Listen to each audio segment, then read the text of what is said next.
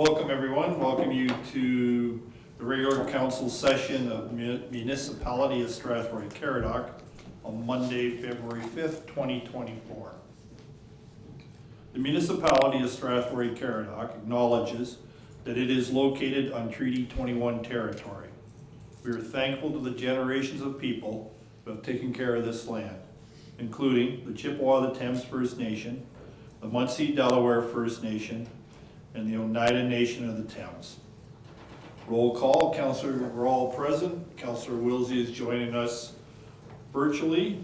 Motion to approve the agenda. Deputy Mayor, second by Councillor Hippel. All in favor? Carried.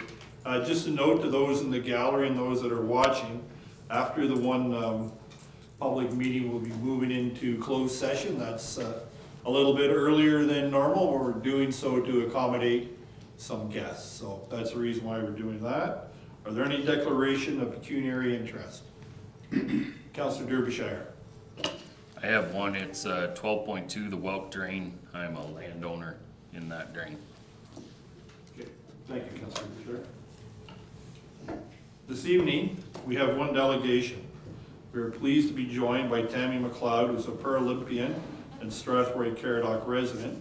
But at this time, I'm going to turn it over to Deputy Mayor McGuire, who would like to make the introduction. Deputy Mayor.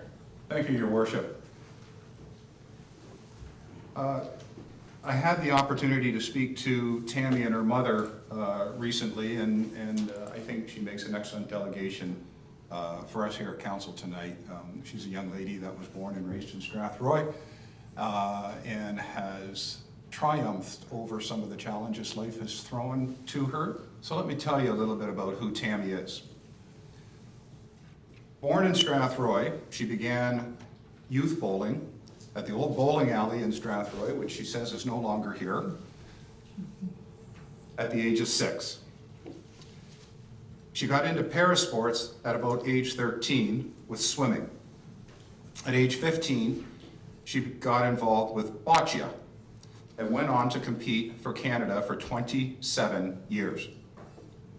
She's a 4-time Paralympian, having participated in the 2000 Sydney, Australia Games, the 2004 Athens, Greece Games, the 2008 Beijing, China, and 2012 London, England Games. She's also competed at the 2015 Para-Pan Am Games, where she and her team won bronze in the team event.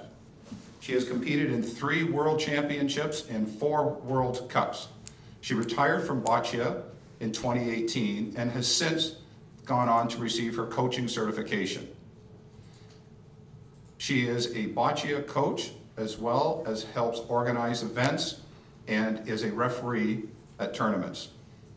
She's recently been selected by the Ontario squad coach for the 2024 Ontario boccia team.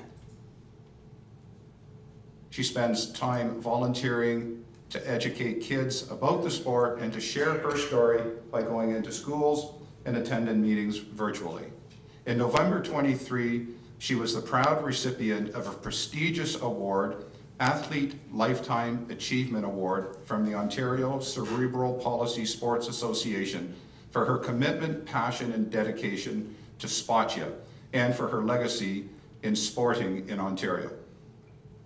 Besides boccia, in March of last year, she is very proud to have become a published co-author, a book called Living with Cerebral Palsy.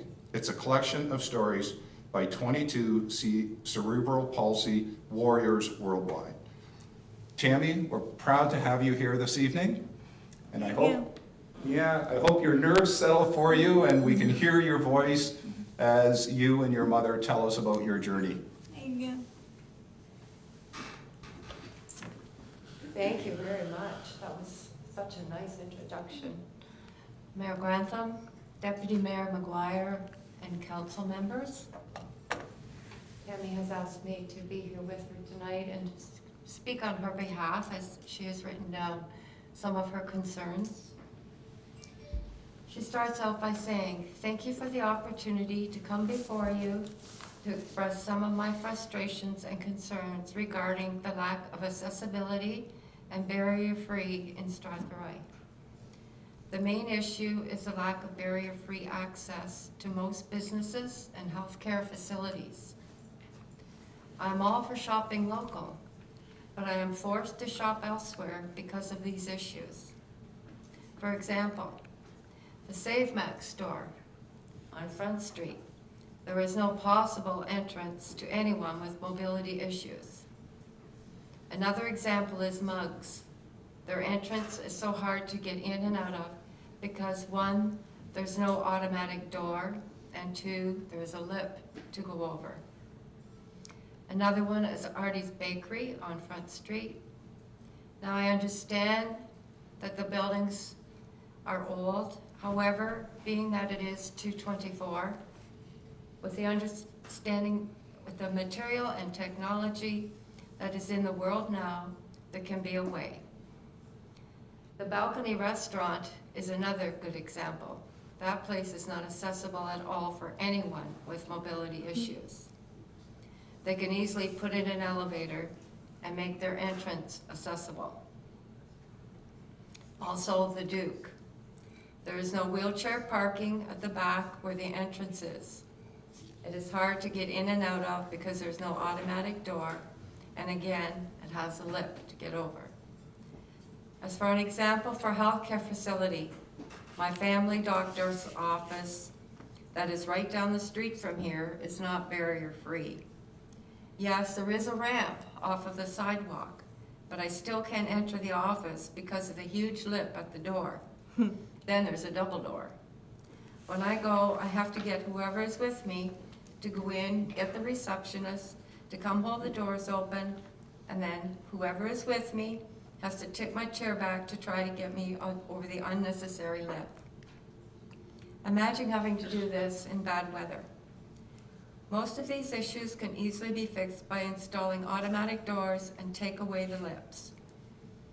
I do express my concerns with the businesses, but I just get the runaround because they don't want to deal with it or they don't want to have to worry about the cost.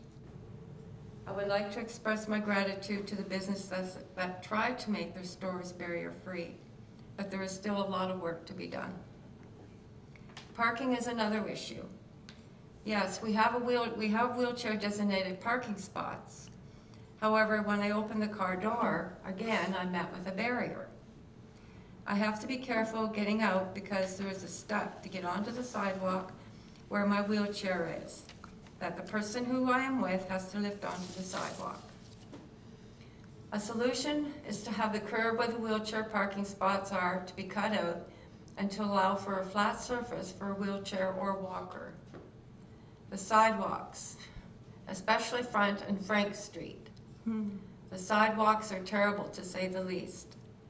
When I go down them on my power chair, it is like a maze and feels like I'm on a plane going through turbulence because I have to watch for dips and holes and bumps. They aren't safe for anyone to walk on. Transportation. Not much to say because there is no accessible transportation available just for in town. Would be nice if there was some people with mobility issues could go out without relying on other people to take them. On another note, I don't know how much pull that the municipality has with Via Rail, if any, but it would be nice if there was a lift in Strathroy to get on and off the train for people to be free to travel to other places. On May 10th, 2005, the Bill 118, Accessibility for Ontarians with Disabilities, was passed.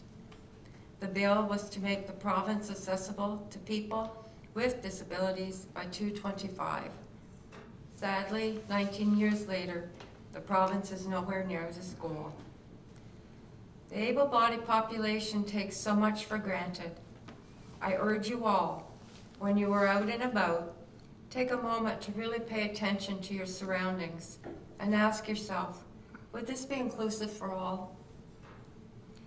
I am asking that the municipality and our businesses do research into possible government grants to help with the cost of fixing these issues.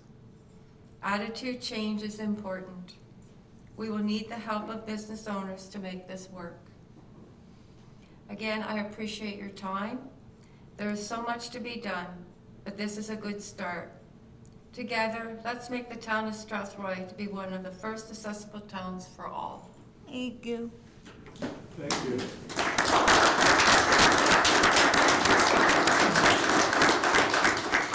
Thank you for that. Were there any comments or from any members of council?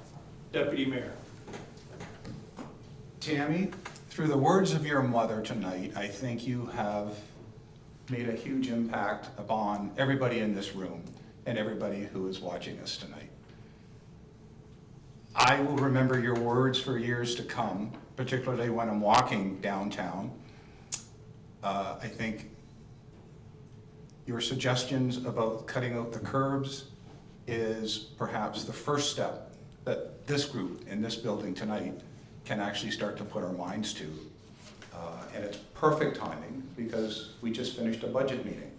And I saw both our Director of Engineering and our Director of Recreation, who deals very much with ADOA compliance issues, in the room this evening and scribbling madly. So I hope to see some suggestions coming forward and that we're able to take those first steps that you ask us to do. Thank you. Thank you. Councillor Pammer. Yeah, thank you again for your presentation. I think you'll be very excited to see some of the preliminary drawings tonight that we'll be looking at later in the meeting for the redesign of Frank and Front Street. Okay. Yeah, I think you're going to be very pleased. Any other comments? Councillor Hippel. Thank you so much for coming. It takes an awful lot to be able to come in here in front of all of us and to be able to express your thoughts and your concerns and to, your words were amazing and needed. And I think, I don't think there's probably any of us that have walked down that street and really truly thought of the things that you were saying. We've never really thought that, and we will from now on. And now this is going to be something we talk about and we do something about because you came to us and asked us for help. So thank you. Thank you. Any other? Councillor Pelkman. Yes, thank you, Tammy. I don't believe we've ever met, but I work at a place where people use personal safety devices regularly, and even in a building that's supposed to be designed to accommodate them, there are shortfalls in design work, like doors that are too heavy and maybe concrete that sank a little bit, creating the lips that you talk about that are so hard to get over. You know, we have a number of programs that we've used for businesses to improve their storefront, and maybe we should be paying extra attention to their doors and applications for door openers specifically, because they're pretty expensive. And so we can maybe provide some assistance to those businesses to get doors that are more barrier accessible and lighter, so they're not so heavy to open, because I know how difficult it is when you're trying to reach over something, or if you're in a wheelchair, to try and position the wheelchair so you can actually get the door open and keep it open long enough for you to go through. Nearly impossible by yourself. So yeah, I think you're, as other people have said, we're talking about the redesign of Front and Frank tonight, and your presentation is very timely as we keep those things in mind, because those are very doable, especially when we're ripping everything up and rebuilding it, that we can think about those things a little clearer. Any more? Well, Tammy, on behalf of council, thank you for coming this evening and enlightening us. Thank you very much. You're welcome. Thank you for having me. You're welcome. And you're more than welcome to stay and watch how we work if you wish, so feel free to stay. The next item on our agenda is public meeting number 1.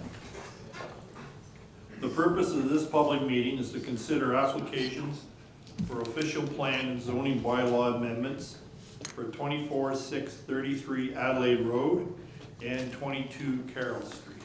Motion to open the public meeting. Councillor Canis, second by Councillor Brennan. All in favor? Opposed, if any. Carried. Mr. Williams, were you going to present tonight? Thank you, Mr. Mayor and members of council. It's a pleasure to be here in front of you for the first time in many years. So I've been doing things I do. Let's just take a pause and then let Tammy get out, okay? Definitely. Yeah, that's on me. I'm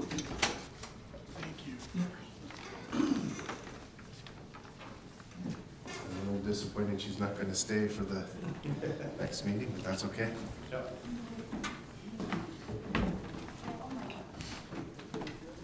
Okay, continue, Tim.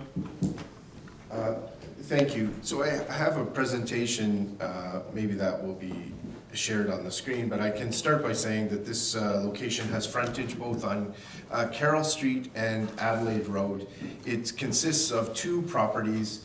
One is a residential, has a residential dwelling on it now, a standard sort of residential size, and then a second property that fronts onto Adelaide that has a home and is primarily agricultural operations at this point. The applications before you, as you noted, is an official plan amendment and zoning bylaw amendment submitted by Jaslow Properties, Cara LDS, and Mr. Anthony Gubbels. So the proposal is for a 47 townhouse dwelling development with a common amenity or common building that would be used for amenity activities, as well as maintaining that existing home on Carroll Street. The yellow area that's shown on the plan right now, or on the location map right now, delineates the location where the application is going forward. There's a portion that's outlined in blue, which is also a part of the property, but it's not a part of this application going forward. This would be a piece that would require a development application or applications in the future. It is designated the same commercial as the rest of the property is, and it has a future development zone. The yellow portion of the property has a future development zone, a agricultural zone along the rear strip, just a small strip, and then the existing single detached home has an R1 zone category. So up to this point, an open house has occurred in terms of consultation, and there were some comments received and questions asked and answered at that time. We could switch to the next slide, and even beyond that, that was just the overall development showing that access from Carroll with a looped road that loops back to itself, with a few just dead ends to catch a few of the lots that would be on the ends of each of those loops. So in terms of consultation, the open house was held on August 24th. I mentioned some of the details of that. The staff report goes through staff and agency comments that were received.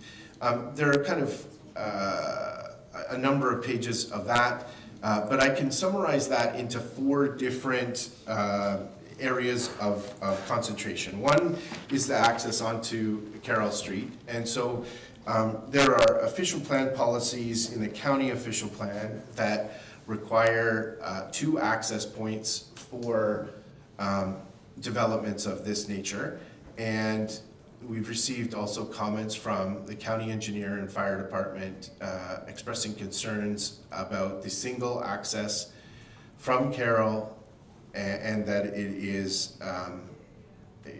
a private road, so meaning 6 meters of asphalt opposed to a public road, which would be 8 meters of asphalt and side right-of-ways. Nonetheless, that Carroll Street has no sidewalks along the south side of Carroll, but does have it on the north side.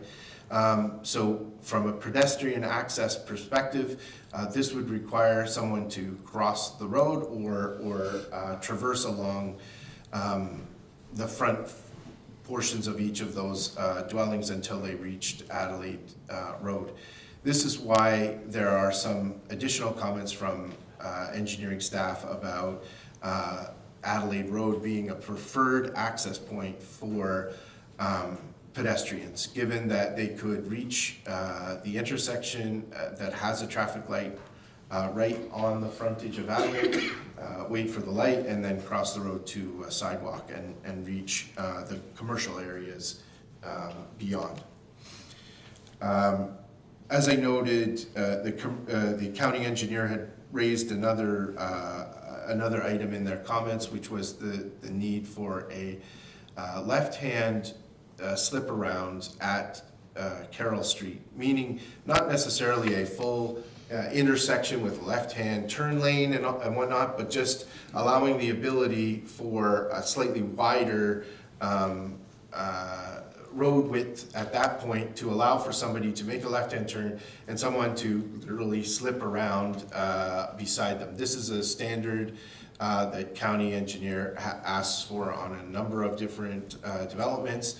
The one just further to the west of here, that turn lane was in fact more formalized because it's an actual, and that's at Swales, which is just 250 meters further west. And that location has a public road. So this is not necessarily a direct similarity to that, because that one has access onto a public road. The next of the 4 items is the east-west connection. So there's a transportation master plan that requires an east-west connection from Carroll Street, or sort of from Adelaide Road to Carroll Street, approximately near or west of Mary Wright School.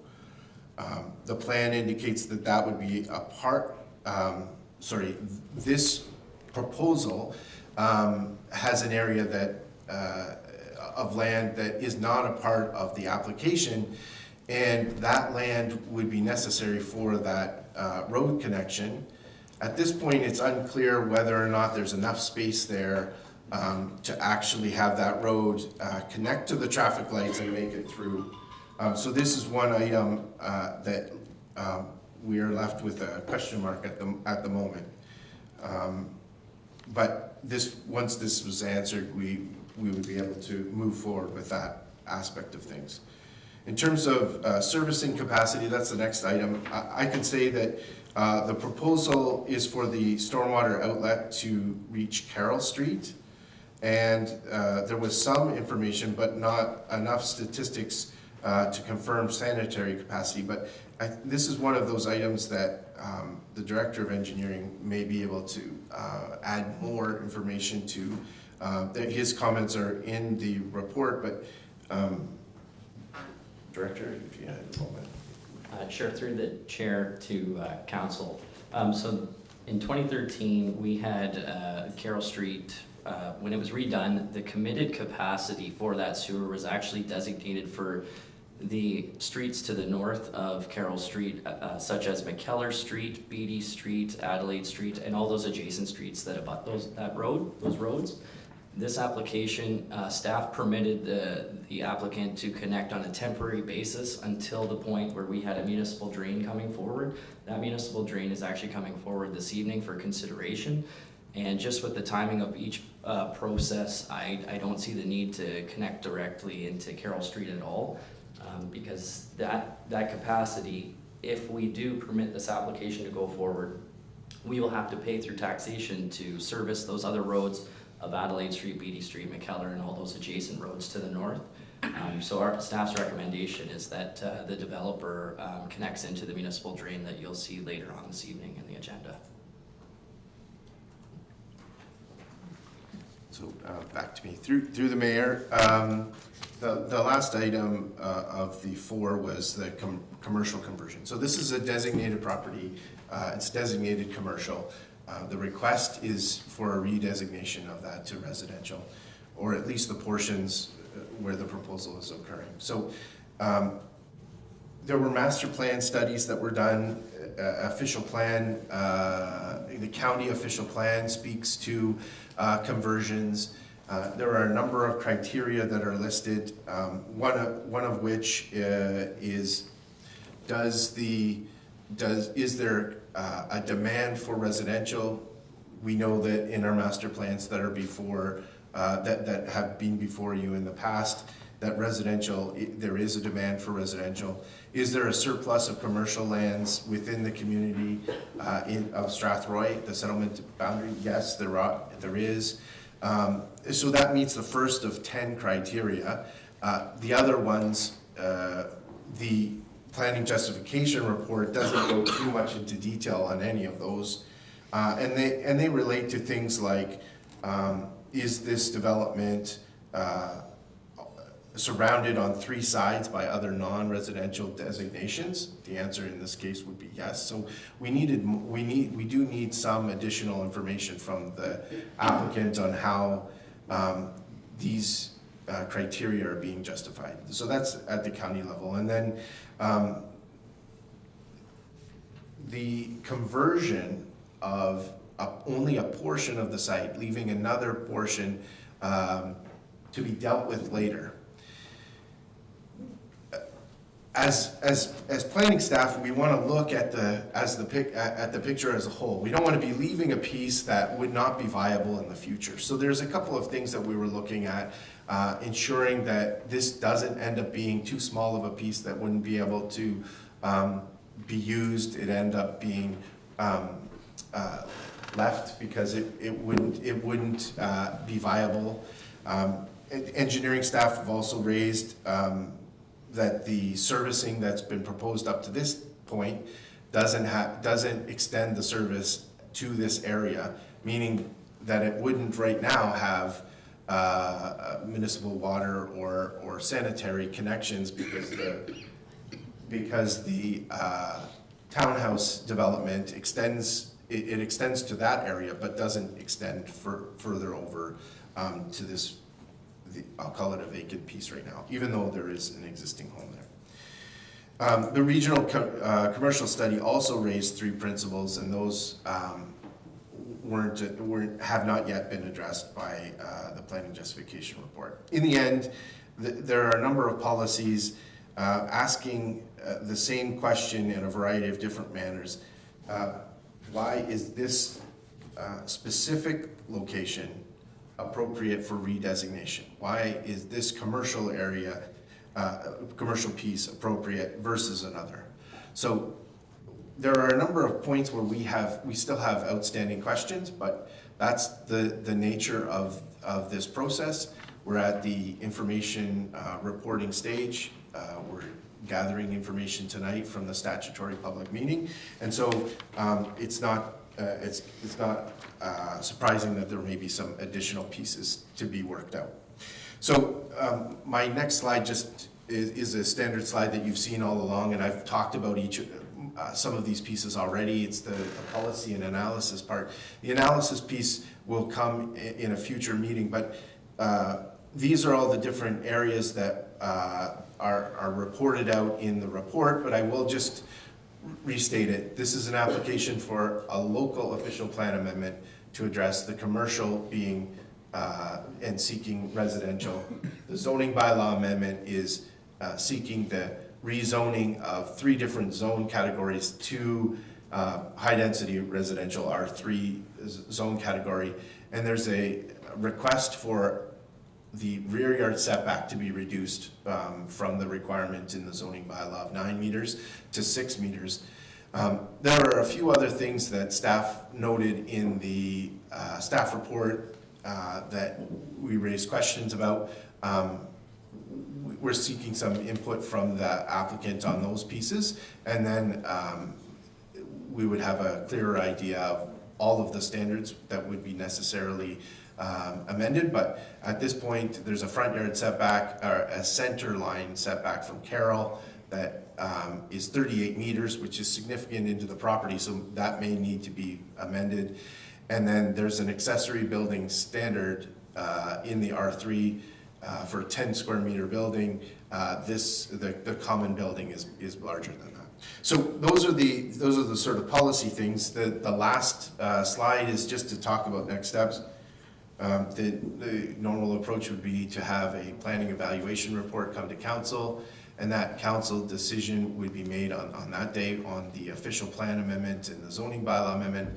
The zoning bylaw amendment would then receive a notice of decision, which would be circulated shortly after that meeting. There's a 20-day appeal period for that amendment from the date in which that notice is sent out. The official plan amendment would be then forwarded to the county, and county council makes a final decision on that. And again, notice would go out, and it's a 20-day appeal period from that notice. Those are my submissions. I'm happy to answer any questions you may have. Okay, thank you. Before we get to the questions, are there any comments in support of the proposed official plan and zoning bylaw amendments? Yeah. I guess we're over there, and identify yourself. And just a reminder, delegations, presenters get 5 minutes.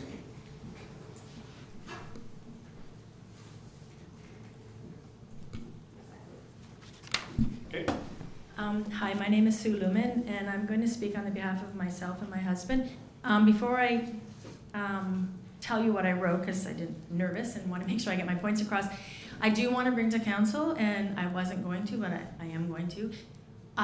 One of our frustration is I don't know why we have to supply reports when the planning department doesn't take those reports into consideration. For example, the transportation report says there is no recommendation, there is no requirements required at all on Carroll Street if we were to come out that way, but yet the planning department doesn't accept that. Our justification report explained why that there was enough room for a small residential plaza in the road. They've seen drawings of what the road might look like going on that commercial piece. We're leaving commercial because the planning department requests it to be left commercial, but yet they don't take that into consideration. I really feel every time we do something, it's fallen on deaf ears, and we are frustrated.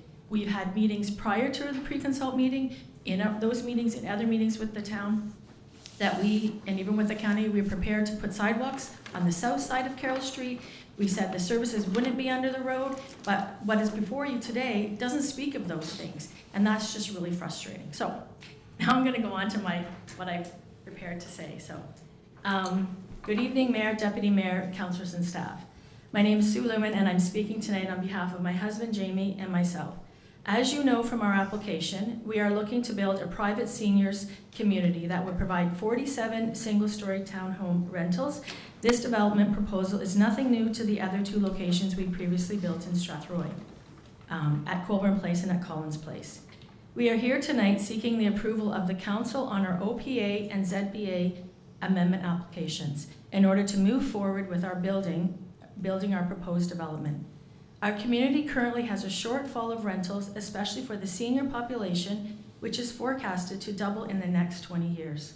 At this time, we currently have close to 300 names on our senior waiting list. So there is clearly a demand for this type of housing. In our experience, developments like ours create a domino effect within our community's housing market.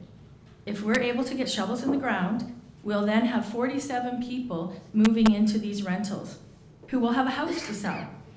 This means that up to 47 houses within our community will most likely come for sale within a short period of time, which will allow up to 47 new families or young couples to become homeowners, which in turn will increase the rental stock by potentially 47 spaces.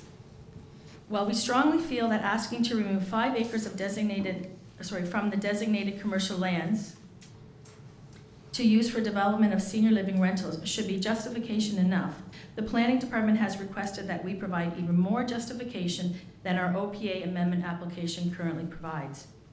Through very recent studies, which have been completed by the town, it's been forecasted that in 20 years, our town will have a surplus of almost 39 acres of commercial land. in 20 years while the senior population is predicted to double. We understand that justification is required.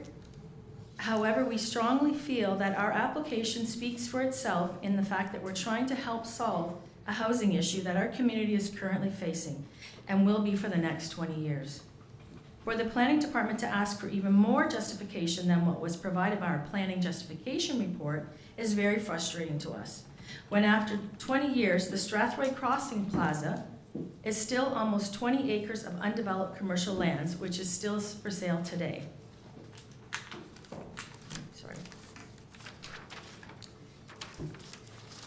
We are also beyond frustrated regarding the unnecessary delays we've specifically dealt with just to get our proposal in front of council. An example of one of these delays are the studies that are required by the planning department for an application to be deemed complete. Back in July of 2023, we submitted our OPA and ZPA applications to the planning department. 1 month later, we received a notice of incomplete application because the planning department needed 2 reports, the geotechnical and the hydrological, along with a second archaeological report. The first archaeological report for our property on Adelaide, which is the 6.5 acres fronting Adelaide, was already completed back in February of 2023 and submitted with our application. However, the planning department requested that we complete a second archaeological study for the property located at 22 Carroll Street, which has an existing house and is less than half an acre. Unfortunately, the ministry did not release this report until November of 2023. However, back in September, the planning department was aware of this delay, which was out of our control, yet still wouldn't allow us in front of council until it was submitted. We understand there are steps to follow, but we also believe that if the planning department truly wanted to see shovels in the ground, we would have been standing here discussing this development over 4 months ago. Nevertheless, it's been now 2 years since we've been trying to get the senior development off the ground, and our application is just now finally being brought before you. Unfortunately, the planning department is only presenting our application tonight to be received for information rather than providing a recommendation. That being said, we'd like to respectfully ask that the council take this information provided and approve both our OPA and ZPA amendment applications here tonight. We understand that there are comments pertaining to the proposed site plan, but these can all be addressed during the site plan approval stage. Council, thank you in advance for considering our request just now, and also for previously taking the time to read our letter that was sent over the weekend of our information about the comments that were made.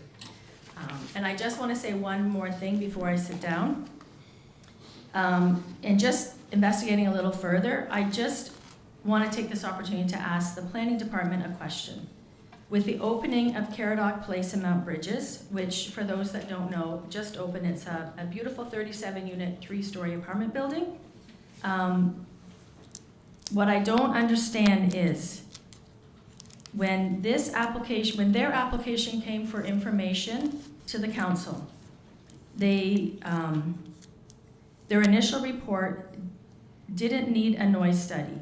Or when their official report came in, they didn't have a noise study attached. They didn't have an archaeological study, and a traffic study was not required. And no discussion about having a left turning lane. They felt that there was sufficient room. I guess I don't understand, and maybe explain to us, why our OPA and SBA applications have been held to a different standard than what was provided there. Okay, thanks for that. Thank you for that. Any other presentations? Okay, up there, identify yourself and remind 5 minutes.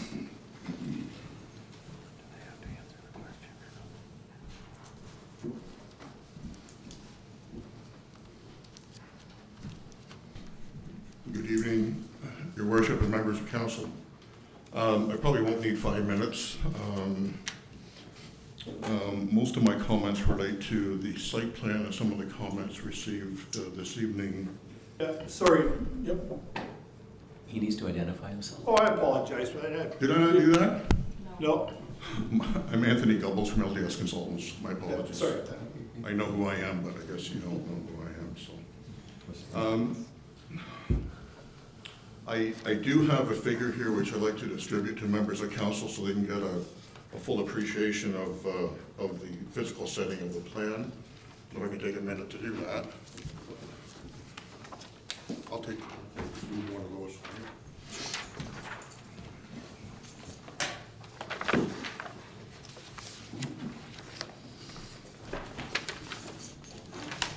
I'm going to try, I'll just wait a minute and then carry on. I'm very much going to try to stay out of the weeds of some of the nuances that have been experienced through the approvals process. When you boil this application down, it really seems to be coming down to a matter. Just, Mr. Gobles, just a quick question about this. It's just, I have to ask, is this new information? Is it part of the package? Is it part of this in any way? No, it's not. It's the same one that we. It's the same one. It's the same one? That's all I need to know. I just want to ask. Okay, go ahead. Just Actually, technically, it's similar, but it's not the same. Okay. The application has been bantered back and forth. There's been studies that have been required. There's been comments that have been made. For example, the access road off of Carroll Street is in fact, I was going to bring a larger drawing, but I thought too much paper. Actually measures 7 meters back of curb to back of curb. This is the 5th project of 6 in Strathroy-Caradoc. There's 1 pending, there's 4 that have been built, 2 by Jaslow Properties, 2 by Gold Leaf Properties. The private roads that exist in these communities are all identical. So for comments to come back that the road's too narrow, from my perspective as the design engineer on all 6 projects, is simply factually untrue. There's been a lot of discussion about the remnant parcel fronting Adelaide Road. There's simply not enough room there for a municipal road to implement the intentions of the transportation master plan. And the purpose of the figure that I just distributed to you is to demonstrate that there's in fact plenty of room to accommodate that municipal road allowance with sidewalks on both sides. In fact, your director of engineering has planned to construct the Strathroy Crossings municipal drain in standard location within that very road allowance.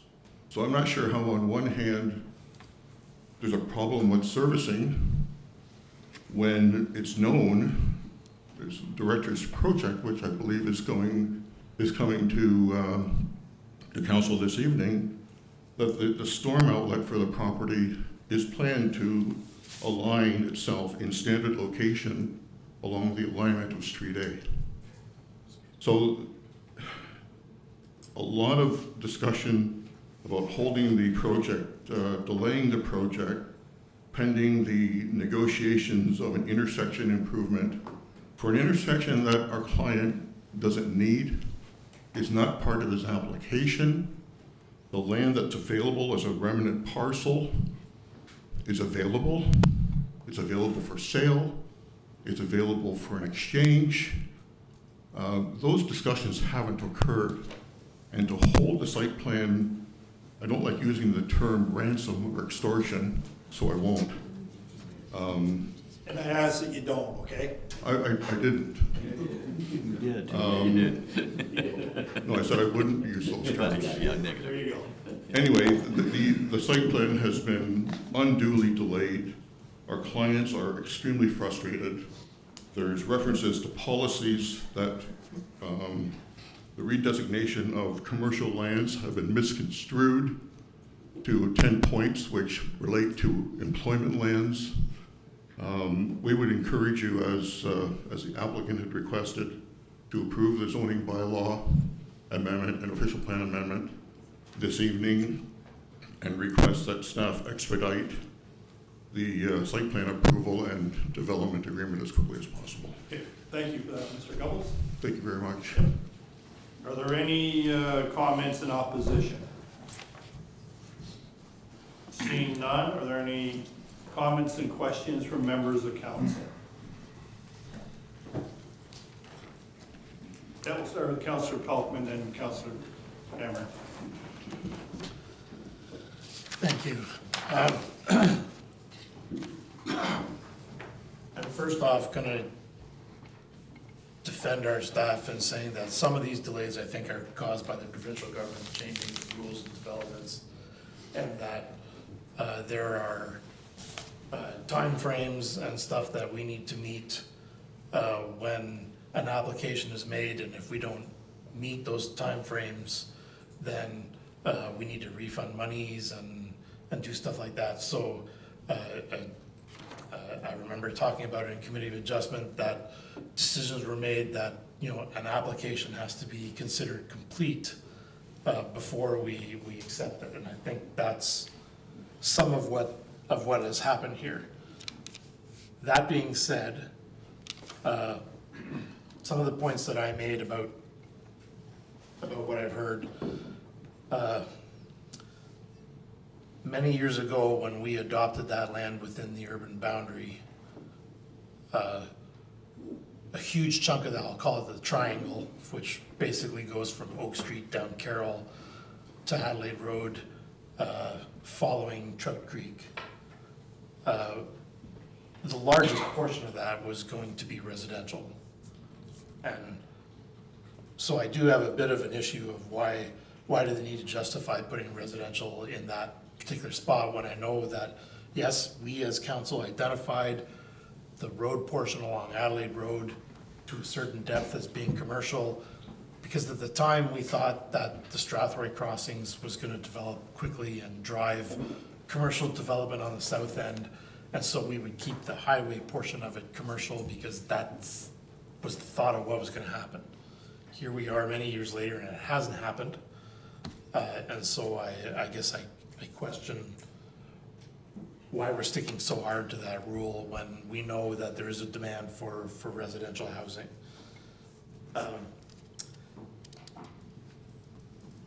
From my own experience with, I'll say Jaslow properties in particular, we share a common resident. Oftentimes at my place of employment, we get their residents, and sometimes our residents move to them. And so I regularly drive into their properties to deliver mail that had come to us. You know, the need for sidewalks, I think, I have yet to pass a car driving in there in all the times that I've gone in. So I don't really see the need for sidewalks within their own development. And I somewhat agree with the one entrance, because I do believe if there was an entrance off of Adelaide Street that people who live on Oak Street would cut through so that they could avoid the traffic light. I honestly believe that that would happen, and then people walking on the street is a problem. It is not a problem the way it's designed and the way their facilities function now.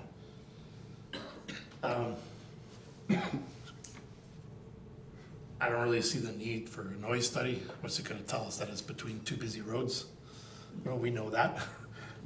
It's not going to stop any other residential development from going there, so I don't really see the purpose of it. And as far as the traffic study goes, I drive by the Eller Street property every day at about 8 o'clock in the morning, which is the prime hours. And again, I don't ever recall someone coming out of that property at that time of day.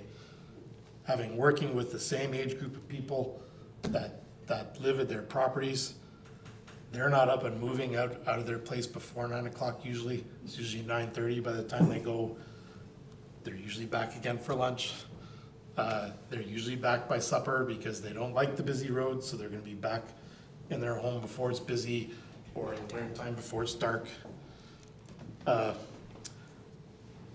So I even take some exception with the comments in the traffic study about what's happening at peak hours, because I don't believe the traffic's gonna be going in and out of there at peak hours. It's gonna go in and out of off hours. So again, in defense of our staff, I think that some of the things they're asking for are because of the way the province has changed the rules. But I'm also, myself, We have so many plans on paper and no shovels in the ground. We need to get shovels in the ground. And if that means we've got to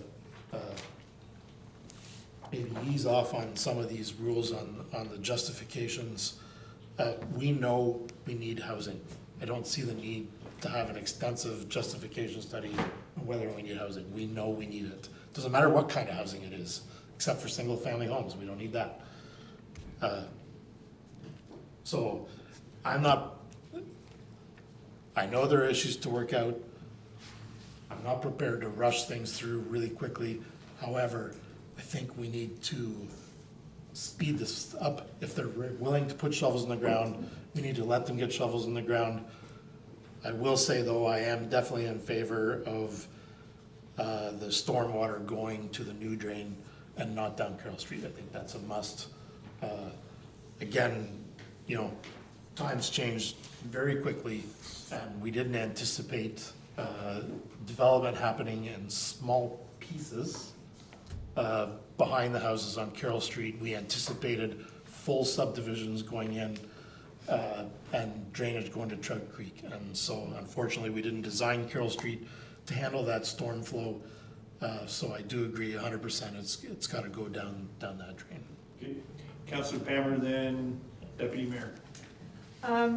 Yeah, I don't want to repeat what Councillor Pelkman said, but obviously, you know, housing is a priority. This is my corner of the woods. I walk past this section of road every morning with my little puppy, so I'm very familiar with it. I have a couple of questions though, because the subdivision that's just completed, I think you referred to it as the Swales subdivision, is that correct? Just to the west.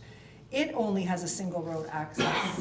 No sidewalks were built when it became implemented, and I didn't see any development of a left-hand turning lane to go into that subdivision. So I don't understand why, and that seems to be going well. It looks like it's almost done. So I'm not sure why we're putting those requirements on this parcel of land. Just to address the sidewalk issue, I think that's very generous of the developer to talk about implementing some sidewalks. Traffic-wise, you know, with Mary right at the corner and with no housing, I don't think it'll be very long. We'll be doing a traffic survey at some point, Jake, because it's getting pretty busy up there at that corner. But maybe Director Huff could answer the questions about why those requirements weren't required for Swales. Director Huff. Thank you, Councillor Hammer, through the chair. So Swales Ave was actually developed on a 20-meter municipal road, and it was purposefully extended south from Carroll Street in that location. And then a private road has been constructed by the developer off of that municipal road to facilitate the townhouses. So the specific intent is that that municipal road would continue on in the future, further going south, and then connect to what would be this municipal road that would extend from Adelaide Road further to the west on Carroll Street. So we have, and that is consistent with the Transportation Master Plan. The developer was responsible for constructing the municipal road and the private road. And so what we're asking here is actually consistent with what we did with Swales Ave. Just a follow-up? Yeah, Councillor Pammer. But there is only one access in and out of that subdivision, or that, I don't want to call it a subdivision, that residential court, correct? There is, and the difference, I think, is in timing, if I'm not correct, because at the time that that application was made, there was not a county requirement that there be two accesses for these types of developments, in addition to the fact that it is being planned to connect to a future, well, that municipal road would connect to another road, so there would be two ways into the subdivision eventually. But it's a matter of timing, so this policy requirement at the county that requires two accesses came into place in the last year versus Swales Ave when it was approved a few years ago. That policy just simply didn't exist. And there's fewer lots, sorry, and there's also fewer lots. Okay. Yeah. Deputy Mayor. Thank you, Your Worship. I concur strongly with Councillor Pelkman and Councillor Pammer. I won't repeat everything. I think these developments, the two from Jaslow and the two from was it Gold Creek he mentioned? I just want to make sure I get the name of that company correct. These are gems in the community. They are filled instantly, and we could certainly use more. Again, the shovel-ready idea of the project, I think, is important. I can certainly appreciate that, you know, staff have to work within the confines of the policies and procedures which either we put in place or the county or the province put in place. However, I don't think that those necessarily encumber council, especially the ones that we put in place, because we can overrule those. And with the province putting one piece of legislation in front of us, they keep changing the name of it, I think, but the Building More Houses Faster Act, in one form and another, is supposed to try to reduce the red tape and get shovels in the ground. Certainly that doesn't seem to be applying in this instance. So I think these type of plans, if they can get to council quicker, then if there is extra work that needs to be done, the developer, first of all, can decide whether or not they want to do that before having to put a complete package together to get in front of us, so they'll get a feel for whether or not you know, there's potential acceptance of the project in the future.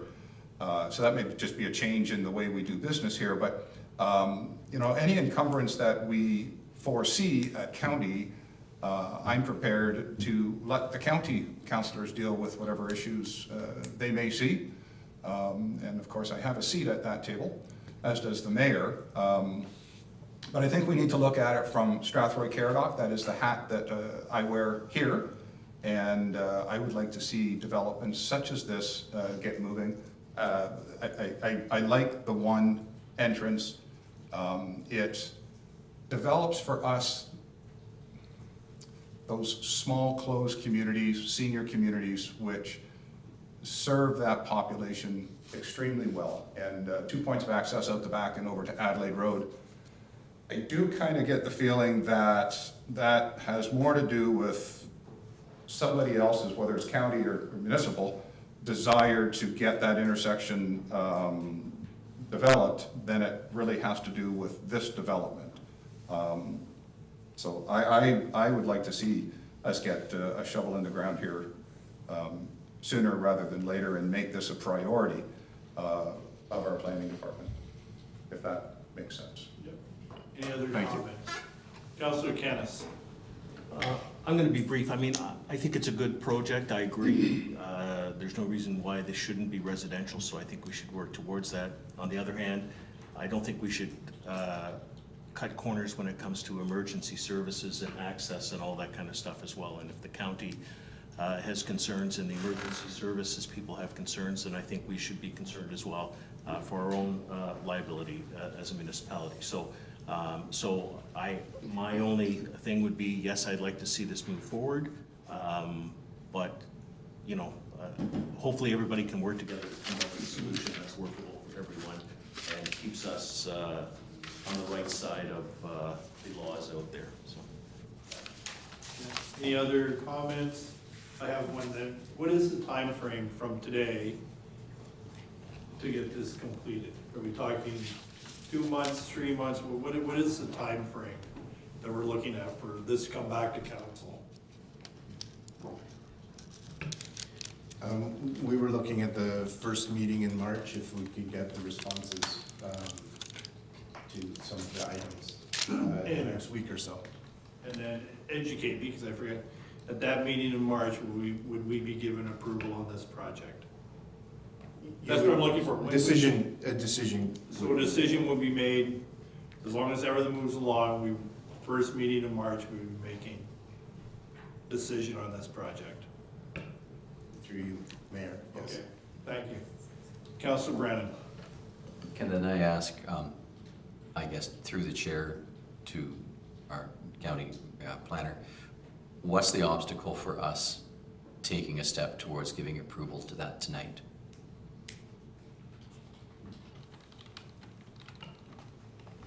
Mr. Williams? Through the mayor. I mean, you would be doing that without a recommendation of staff. There is some question over the content of what would be found in the zoning bylaw, like the specific site-specific items. You know, we can work with the applicant if you were to direct us to bring forward the implementing bylaw. We could clarify those things, and then you would be making a decision at that point. But at this point, you wouldn't know exactly which items are being are deficient, I guess, at this point. And the same thing would happen at the official plan level. Okay, Councilor Brennan. So then just to follow up, would then you be able to work with our staff to see that that came to our first meeting in March? Yes. Thank you. Yeah, I just want to jump in on your question. Was that with, what did you call it, the implementation bylaw or the implementing bylaw? Could we make that direction tonight to work to bring the implementing bylaw to us in the first meeting in March? Is that what you're more or less asking, Councilor Brennan? So did I paraphrase that correctly? Sure. Yes. Okay. Well, okay. Councilor Hippel. Sorry, I just have one quick question. When Councillor Pelkman when he first started talking about this, and I kind of chuckled because when he said he didn't understand what the noise study was for, that was going to be one of my first questions. So I'm curious too. Could you maybe answer that one for me, because I didn't understand why that would be a necessity. Through the mayor, the request was as a result of the fact that there would be a number of units that are backing, new units that are backing onto commercial designated property to the south.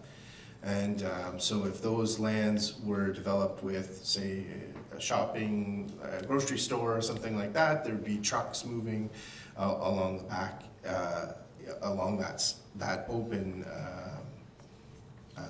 adjacent parcel. And so the question was, is the sound from a future commercial development on the south going to be exceeding the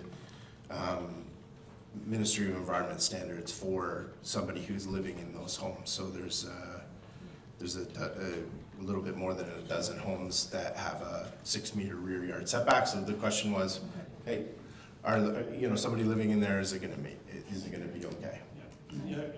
Yeah, Councilor Derbyshire is waiting patiently. Oh, I'm sorry. No. Okay, so on that, and again, I don't understand this. This is why I'm asking these questions. So, but if they're not there, how do you do a noise study with the commercial? Like, I don't understand how this residential would have to do that noise study when the commercial isn't there right now. I guess I'm confused as how that falls into their lap. Mr. Williams. So it's not going to be a 52-foot long tractor makes the following amount of noise, and therefore it's more of a concept. Like, these are the sorts of things that would be necessary we would need to ensure X, Y, Z isn't occurring. So this goes back to some of those policies that we were talking about in the official plan. So what, if this becomes residential, what impact does it have on the adjacent property? So we would say no loading spaces are now going to be able to operate on that southern portion of that common boundary line sort of thing. And so does that mean that it's negatively impacting the commercial? Maybe, or maybe there are mitigation measures that could occur along that property line, like a fence or those sorts of things. So that's the nature of asking for it, because it's a reduced setback as well, right? So it would have been 9 meters, those sorts of things. So that's generally how I'm not a noise engineer, but they look at these things from a general perspective of what kind of noises are you going to get from a commercial operation, maybe a compactor potentially, and delivery trucks generally would be the nature of the noise. Councilor Derbyshire. Through you two, I'm gonna say one of the directors, whether it's Tim or Jen, or I see here that the application for the official plan zoning amendment of this property is what the subject is. So they're asking for an amendment to the zoning, right? And you are asking us tonight to just approve this for information because there's a list of things that you want to discuss or work out before we see it March 1st, right? Is that essentially what's being said here, or what you, I guess I'm just trying to figure out, I know we're receiving it for information, but what are how come we aren't just receiving it to be changed from this to residential? I guess would be my question. And I know there's a long information here, but do we have a summary? I know at the bottom, normally it says if these conditions are met, then that approval happens. And that's, I guess, what I'm kind of asking for is what is the list of amendments that if it's done, then we'll approve it to switch over to this. If that makes sense to you. Director Hoff. Thank you, Your Worship, to Councillor Derbyshire. So typically for these types of applications where it's a more significant change, we've been doing a two-step process where all zoning applications require public meetings. It's a statutory requirement in the Planning Act, and we want to provide the public an opportunity to attend council. And it's oftentimes the only time that we're hearing from people. And so what the purpose of having just an information report before you is so that we're kind of outlining the purpose of the application, the policies at play for this particular application, and if there's anything that's outstanding. And we're doing that in a way that allows us not to make a decision at this particular time because we want to provide an opportunity for council or for the public to come forward tonight, and they may have comments.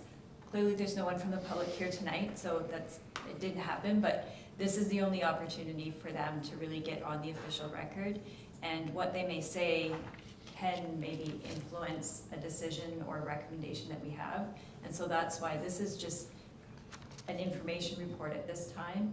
Then we would take everything in, the discussion that happened at council, and that would feed into Tim's analysis of the application so that he can bring back a report that would have a recommendation.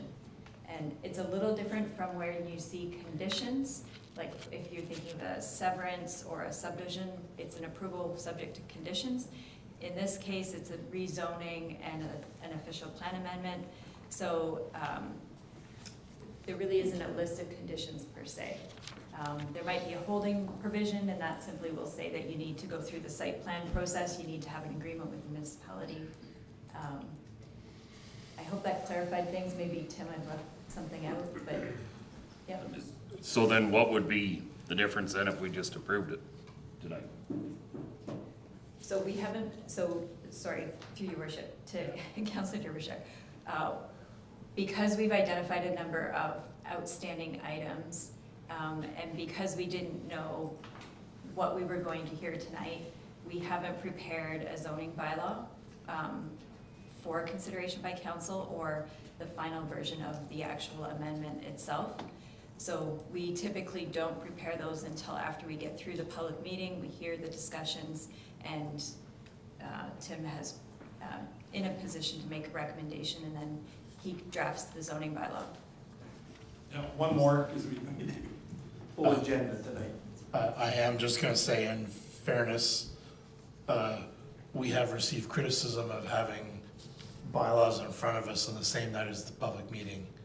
And it looks like it's a done deal before it's even started. So irregardless of whatever my opinion is about whether this should move forward, I will say that that has definitely been criticism in the past. Okay, thank you. But I still don't see the noise for a noise study. Yep, thank you. All right, motion, seeing no further discussion. Motion to close the public meeting. Councillor Brennan, second by Councillor Canis. All in favor? Opposed, if any? Carried. The next is a decision or resolution. Subject report BBP 2024-12 for OPA 3-2023 and ZBA 19-2023 be received for information. Councillor Canis, secondary Councillor Brennan. Any questions? Are we still talking about this one? Yep, you're gonna go ahead, Counselor. I guess my question, I'll go back to what, will we see a list then next time, or will it just be presented as, here's what has to happen for this to happen? Like, I guess I don't really understand what transpired tonight in the way that it's for the public, right? Okay, but do they know what we're dealing with here? Like, what are the 5 or 6 things that are holding this up, for lack of a better terms of putting it? I realize this is a public meeting, but, you know, like, are you requesting that you did say we're requesting that their sewers go out this way, right? That was one of the recommendations. Are you requesting that they make the intersection for that to go out? You're requesting another access point out of here? Like, is that, I guess, is what I'm asking, is what is the criteria they have to meet in order for this to go through? Through the mayor? So the report goes through a number of different items. It isn't listed 1, 2, 3, 4, 5. It would be found in the comments section from the various different departments. I tried to summarize it down into 4. We've learned some new things this evening about the proposal. This plan was not included in the submission materials with the road shown. We did see a version of this in the pre-consultation part, but as you know, that does not make up an application, and it can't be a part of the decision. So the fact that they have included it now, that's helpful in moving things forward. So that's one piece of it, and so one of the questions helps us get an answer on one of those items, and we can move forward with the other ones. So I'm just gonna, maybe I can help this move forward.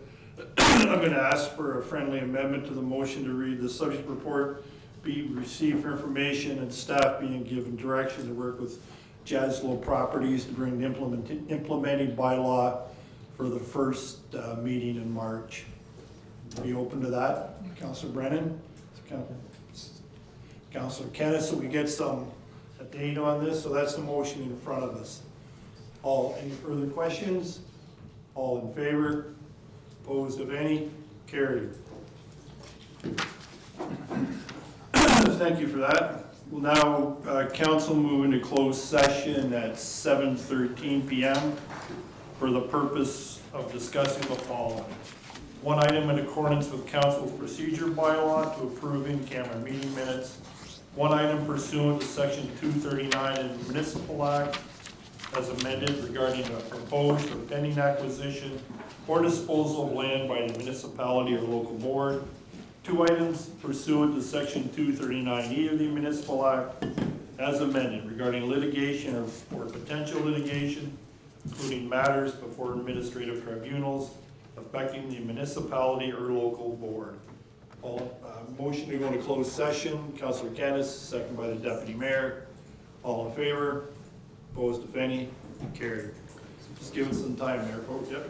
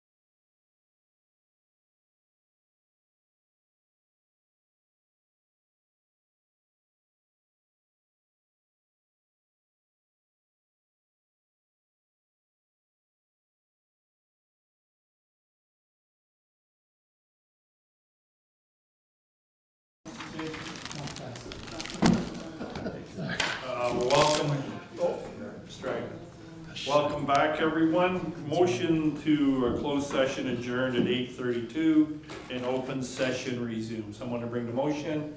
Councilor Brennan, second by Councilor Hippel. All in favor? Carried.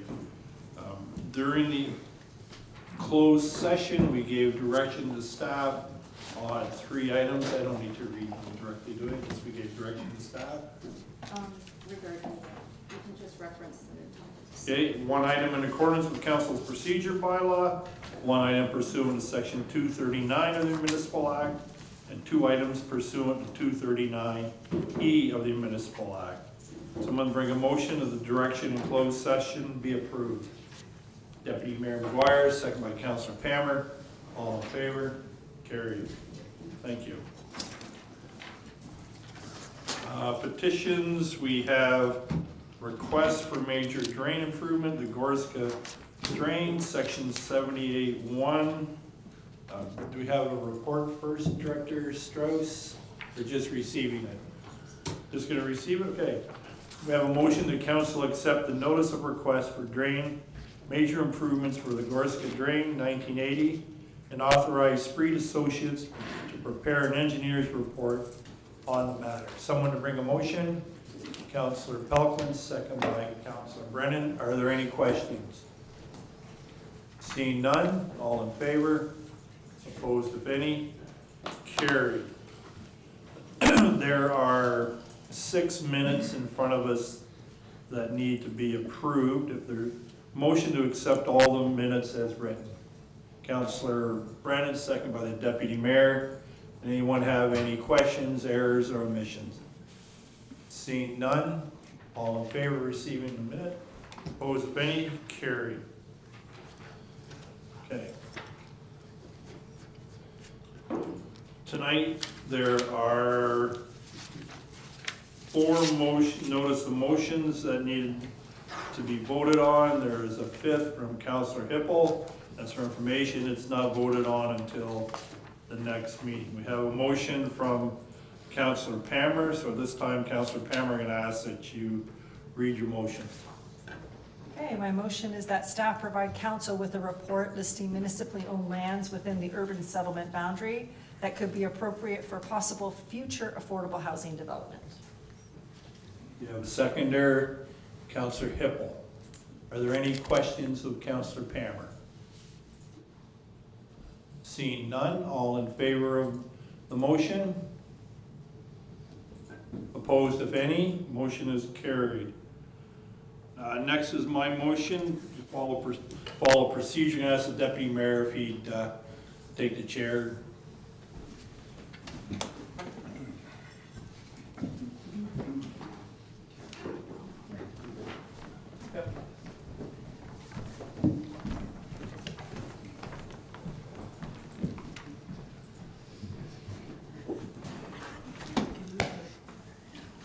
Thank you. Mayor Grantham, you have a motion on the floor. If you'd like to read the motion and make comment on it. I do, Deputy Mayor. The first part of the motion is that the private drain connection, also known as the PDC charge, be set at the following. All new PDC charges that are the result of the installation of new wastewater lines, whether they be municipality or developer initiated, be set at the actual cost of the PDC at the time of installation, and that the cost be comprised only of the cost of the pipe and installation. And Deputy Mayor, there was a second motion, but after speaking to staff, I think the first motion covers what I'm attempting to do. Thank you, Mayor.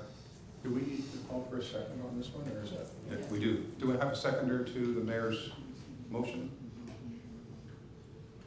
Councilor Derbyshire, thank you. Questions? Councilor Pelton.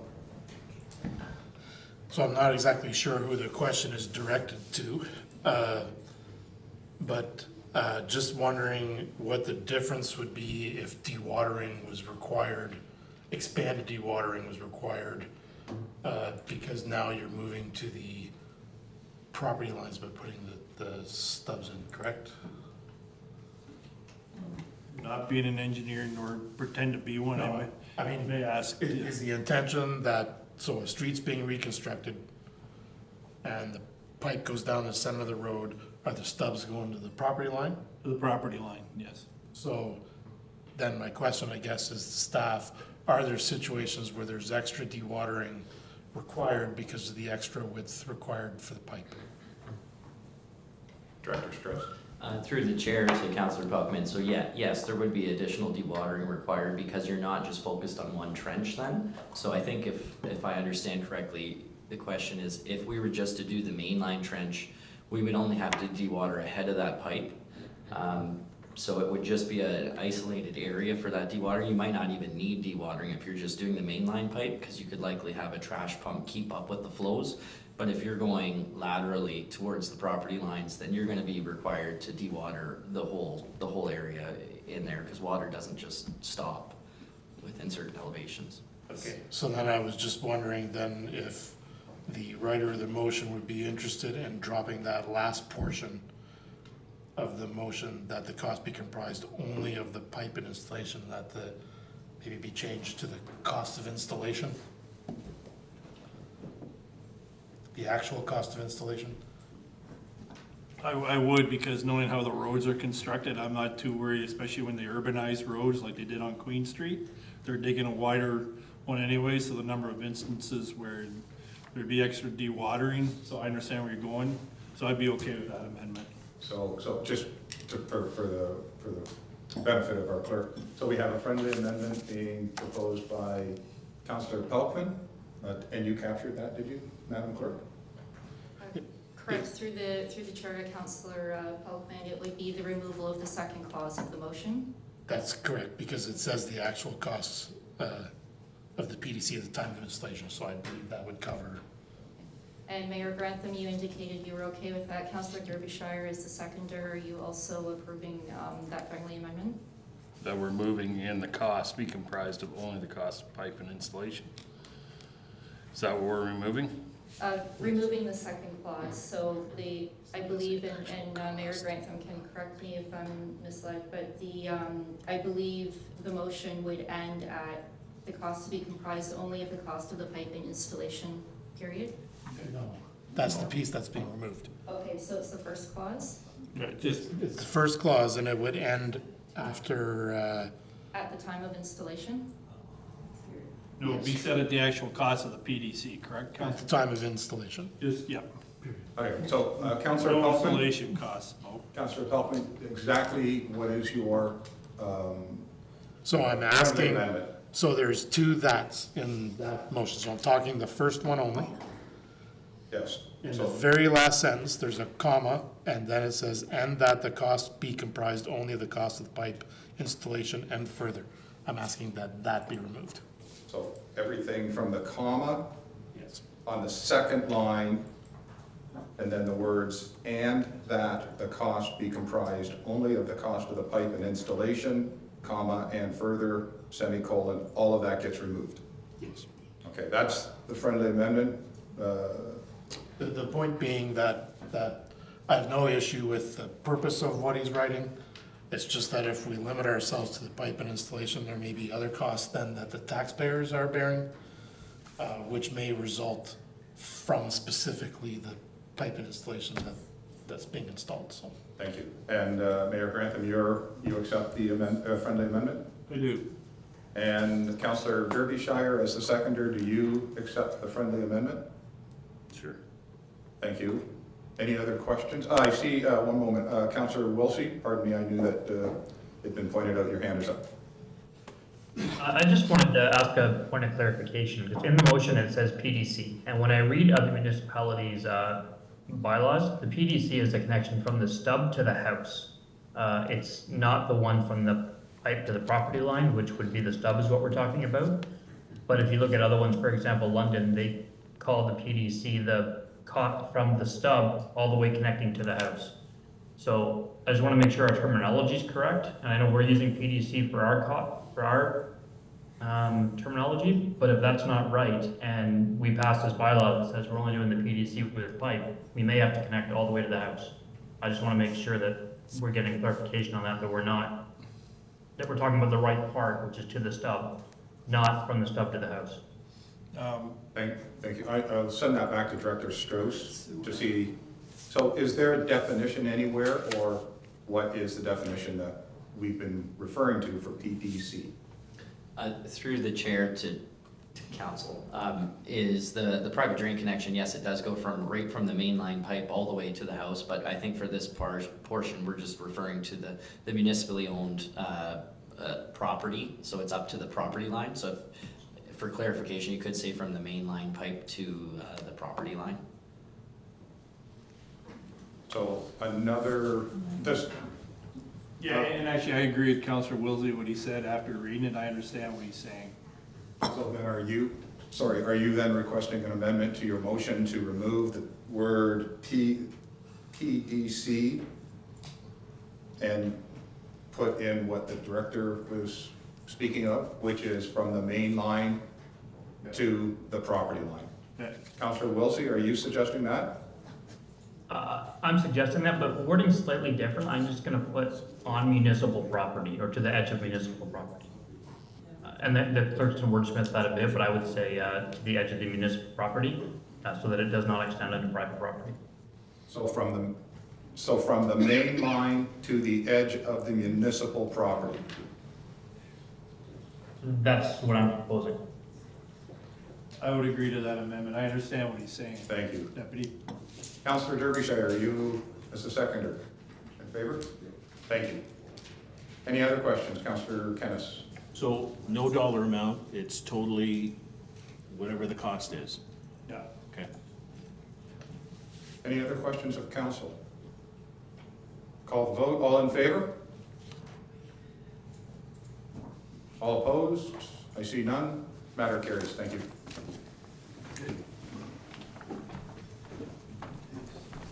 I think I've lost weight since I started the meeting. It's been that long?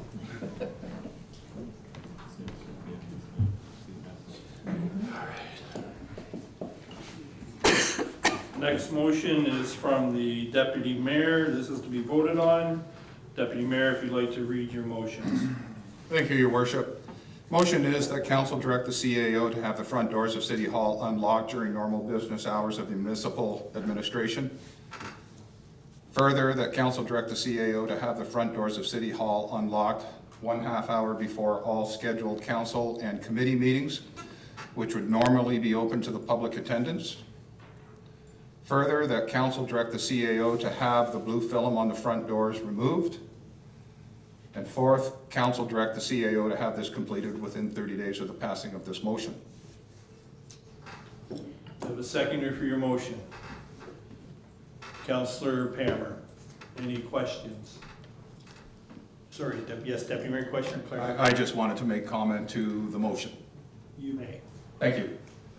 So there seems to be a great deal of confusion about the gist of this motion and exactly what it is that I'm referencing. The concept of opening the front doors during normal business hours, the intent is for the public to be able to walk to the front doors of Town Hall, into the building, access down the, right now where customer service is currently located, they would be able to walk down the hallway, onto the elevator, and take the elevator downstairs to customer service. There would be no access to a department. There would be no new access of customer service. For instance, nobody would be walking towards the clerks or to planning for direct customer service. It's strictly, this building is a municipal building, and access to the building should be accessible with the intent of keeping our staff safe. There is no intent of having anybody into staff's working area. That was never the intent, and yet some of the comments in the lengthy report we all received seems to signify that that was the intent of the motion. It is not. I will say that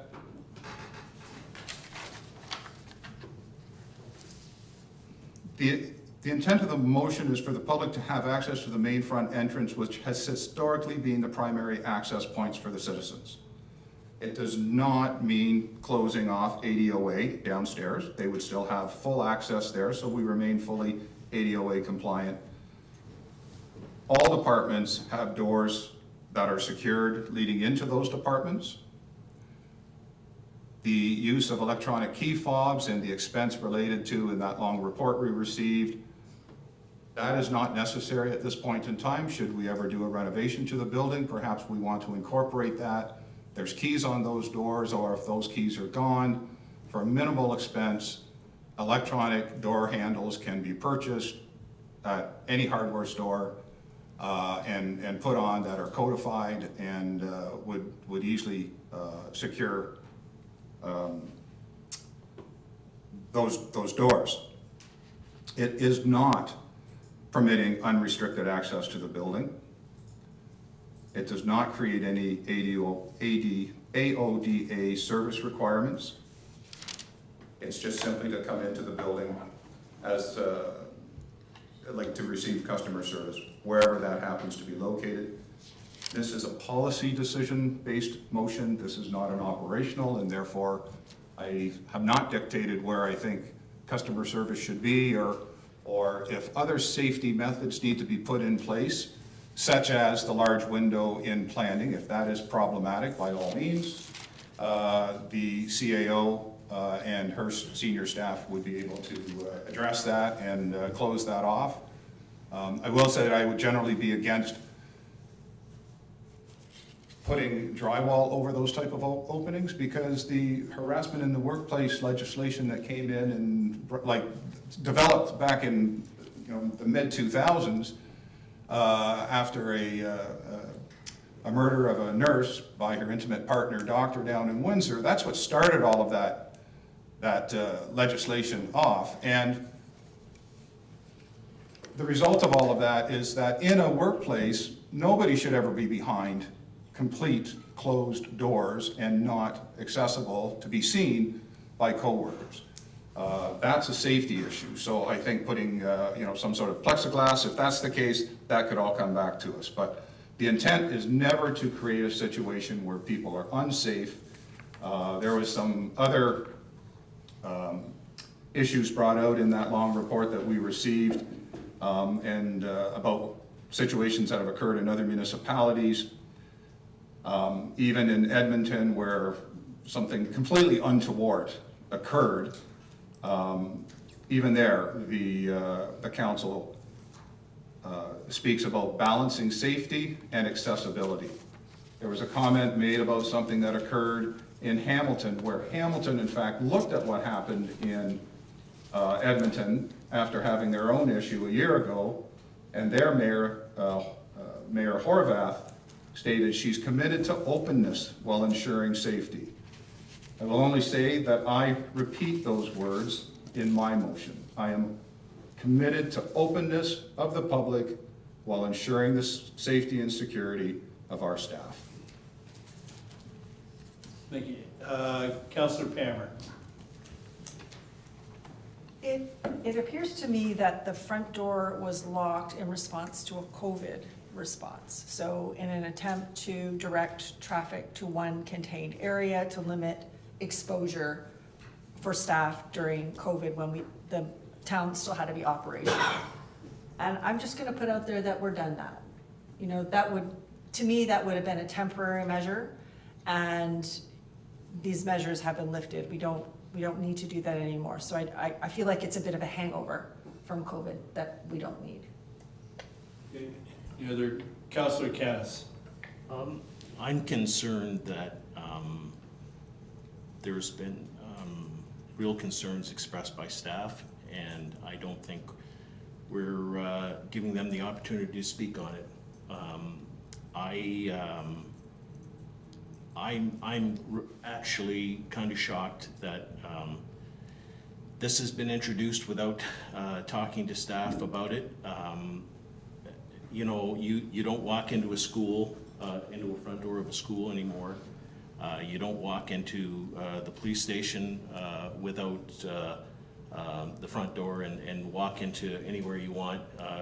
And I understand what you're saying, Deputy Mayor, but you still have access to the core of the building if you just let people walk through. And there are open areas, and I'm concerned. I'm concerned about the safety of our staff, and you know, I'm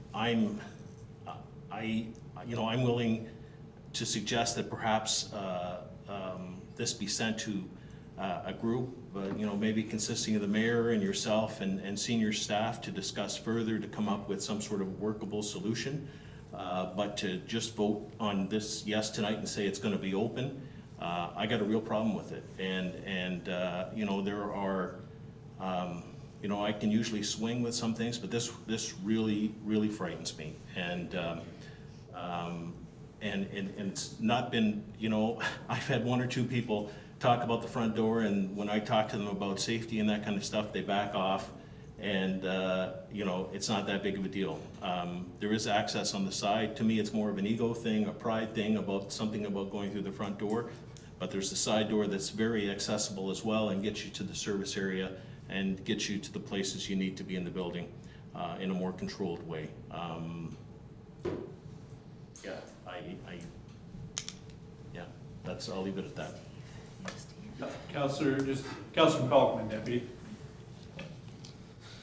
I'm going to echo Councillor Kennis's comments. You know, the reality is that whether it's because of COVID or whether it's because of social media, a large portion of society has felt very emboldened and feel free to let their anger go. And unfortunately, whether it's by design or not, because our staff are municipal employees, they are a target for that emotion to come out. So I would kind of agree by allowing people into the core of the building does not, you know, our staff could come out of their offices or their department and suddenly be confronted by somebody. I'm not saying it's going to happen every day, but it doesn't have to happen every day for it to be an issue. When, you know, I've seen the chatter online, and I guess I'd have to question how many of those people actually ever come to town hall. There was certainly, prior to COVID, a number of individuals who like to come in and peruse from department to department and spend an hour or two here. And again, times have changed. I don't think our staff have that time to do that for people to casually stroll through. And if people want to come and see a staff member by appointment, then they have that ability to do so. The other issue that people haven't mentioned is the fact that from my discussions with staff, there's at least 2 people that have been taken away by ambulance. Is that correct? Who have fallen backwards on the stairs? Backwards, forwards, I don't know. It's been a while, I don't remember. But yeah, because there's not a lot of room when you open the front door, that set of stairs is a safety hazard.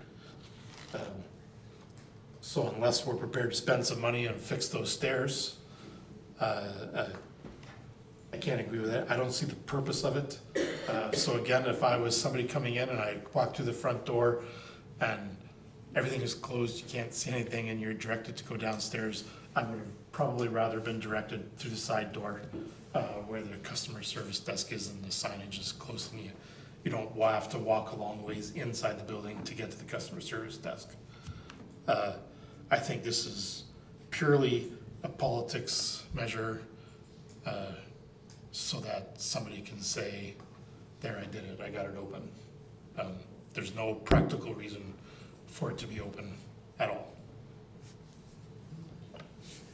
Deputy Mayor, then Councillor Brennan, and I'd like to comment. So I respect everything that Councillor Kennis said and Councillor Pelkman. It is not purely a politically motivated decision. As I said, it's a matter of balancing safety and accessibility and openness with the safety and security of our staff.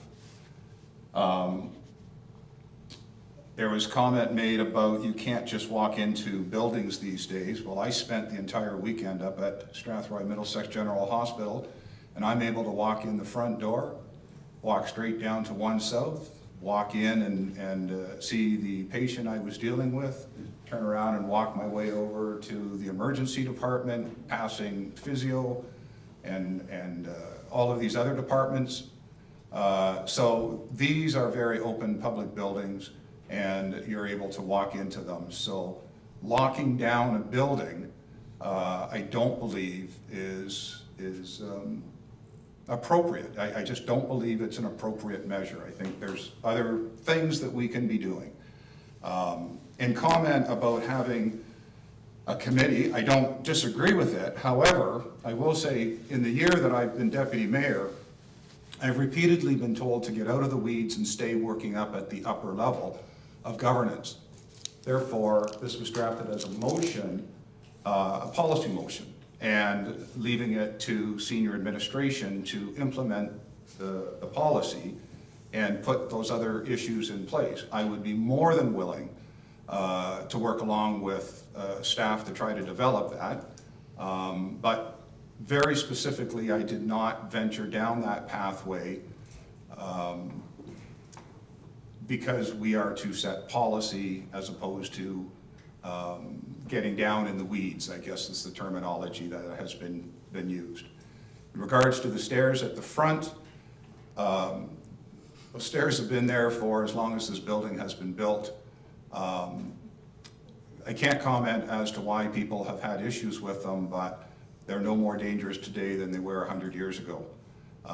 And in fact, accessing the side of the building, although there is a ramp, which can be dangerous also when there's ice and snow, but other than that, you have to go down 4 sets of stairs, which are concrete stairs. So stairs are inherently dangerous, and things happen, but I don't believe that the front of the building has any flaws to it that would make it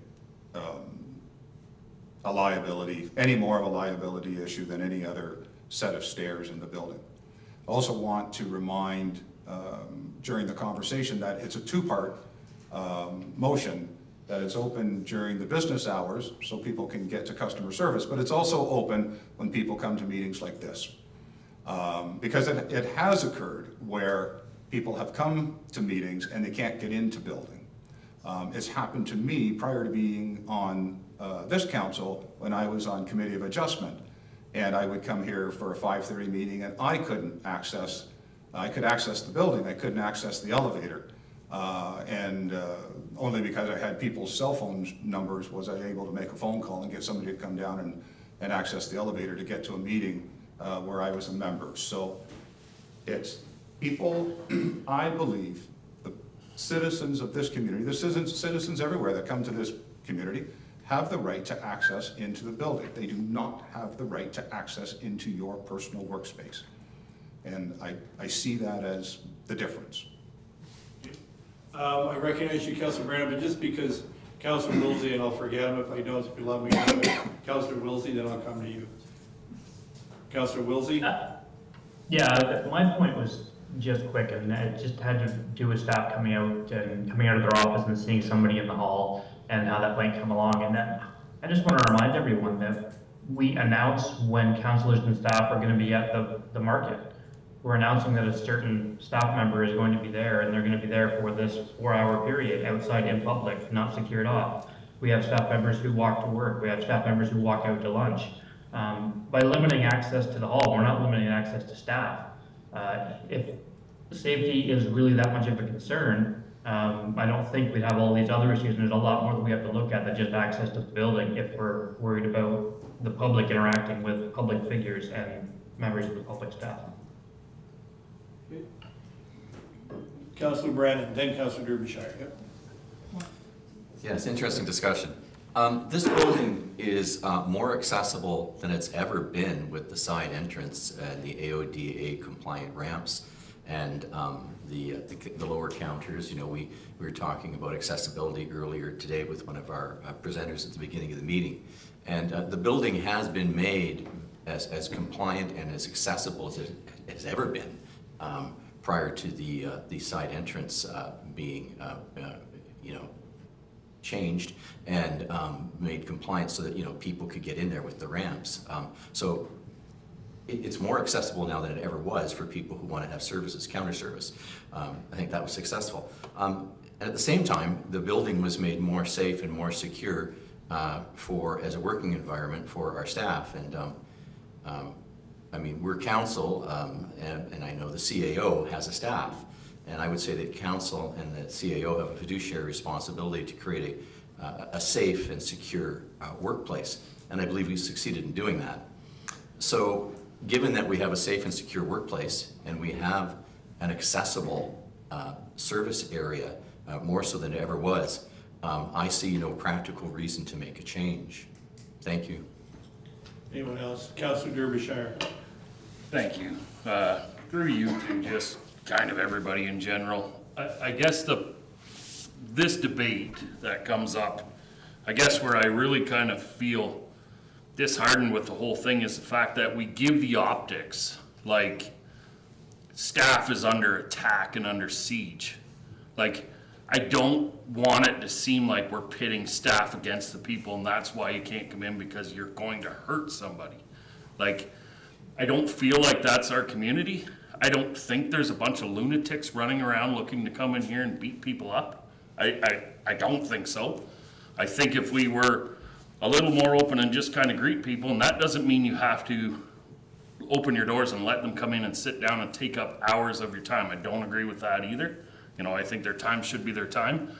But I do believe that if the building appears to be open for the people, being that it is the people's building, I do believe that will go a lot farther in bridging the gap and kind of mending whatever feelings might have been displaced in this thing than keep going forward as if this is kind of like the fortress that you live in and don't come out of, and that's beginning to be what it's kind of seen as. So that's just my opinion. That's what I see on it. I don't want to put staff in harm's way, but I do believe that, opening the front doors would show that it is open for business. We're not scared. We're not upset. We're just, we do trust the public. Councilor Hippel, and then we'll bring it to a vote. Well, I guess I'm the last one. So I've been thinking about this a lot, and I have done a lot of legwork on this because I've had a long conversations with the deputy mayor on this. I've spoken to some staff, but lots of residents from both wards, young and old. And I agree with Councillor Derbyshire when he says that it feels that people are feeling that through COVID was chaotic. COVID was a lot of things, so I'm not going to get into that. But all of a sudden people felt like we were untouchable. They weren't allowed to be near us. They weren't allowed to come in the building or be a part of the building. There was a lot of online and phone, and if they couldn't get through on phone, they couldn't get an email through. And it was difficult. And people, of course, are hyped up with emotions, and there's a lot of stuff going on that they want to get done, and so do we. I like the fact that we have the accessibility down the side and that customer service is there. I understand the idea of, or it's not the idea, I understand the feeling of being afraid. I do. The schools, they do have their front doors are locked. I mean, they just are. But they're very welcoming, and you can go in, you buzz, you go in, it's great, and everyone's happy and cheery, and you can go and chit chat. But at the same time, I don't know much about that. I don't know, I wanted the front doors open, and I'll tell you why. Because I've always thought that this building was this beautiful building, and it was so welcoming and so open, and those front doors were gorgeous. You walk up the stairs, although my mother and father really couldn't do that, so I was thankful that they could go around the side.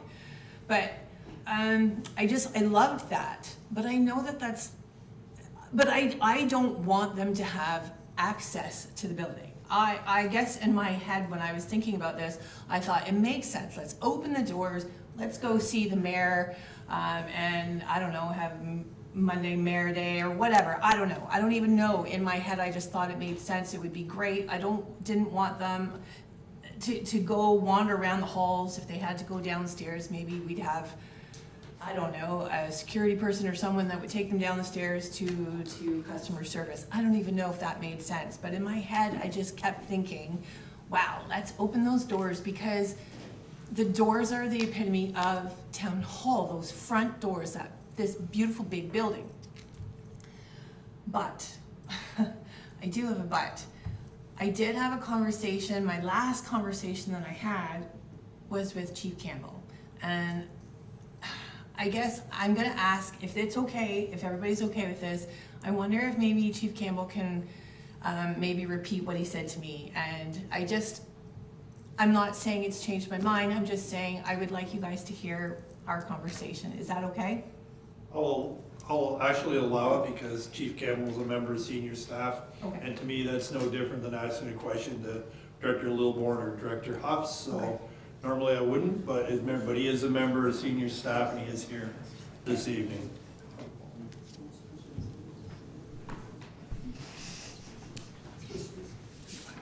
Thank you, Your Worship, and through to the rest of the council. And again, I appreciate the opportunity to have the conversation with Councillor Hippel earlier. And these are my comments. Obviously, not really a answer to any specific question. A couple of topics I'll sort of quickly talk about. I've heard the reference to the pandemic. Yes, I think that was the purposes as to why the front door got secured. Where I'm going to go with that, though, is as a result of the pandemic, I think there has been a bit of a move towards challenging institutions, institution of governance, institution of education, healthcare, the policing sector are but 3 or 4 examples I can think of where post-pandemic it has become a lot more common for community members to question the actions, the ideas sometimes of those institutions. One question I have when I first saw and read the motion was trying to understand what does access versus accessibility mean. And so, I've heard lots of the comments from council here, and a lot of the comments have a lot of validity. This building has been the city hall, as it says outside, for over 100 years. And historically, people have wanted to come through the front door because that's the grand entrance into this facility. But I think the way that the day-to-day operations occur here, I wonder if allowing people through the front door are going to unnecessarily introduce them into the staff workplace where they were going to have or possibly have interactions. I'm wondering, someone who walks through the front door and passes by engineering and wastewater, building and legal and legislative offices, are going to then take an elevator or stairway down to a front counter area downstairs, passing 3 different work areas, perhaps one of which is where they are going for business. I just don't think or believe that someone's going to pass by the building department, for example, if they're here for a question about a permit or a application, and continue down to the front counter or the basement counter to then start their inquiry when they're right there at the counter. On the perception of safety, and it really is a perception. For some people, they can have multiple occasions where they have incidents, and maybe they still feel safe after multiple incidents. But for some people, all it takes is one incident. And I think that and there's been some points made here that the opinions, the value of the staff, I think is important. That is part of the conversation before you land on a decision. That their perceptions are important, I think, in the decisions that council wants to make.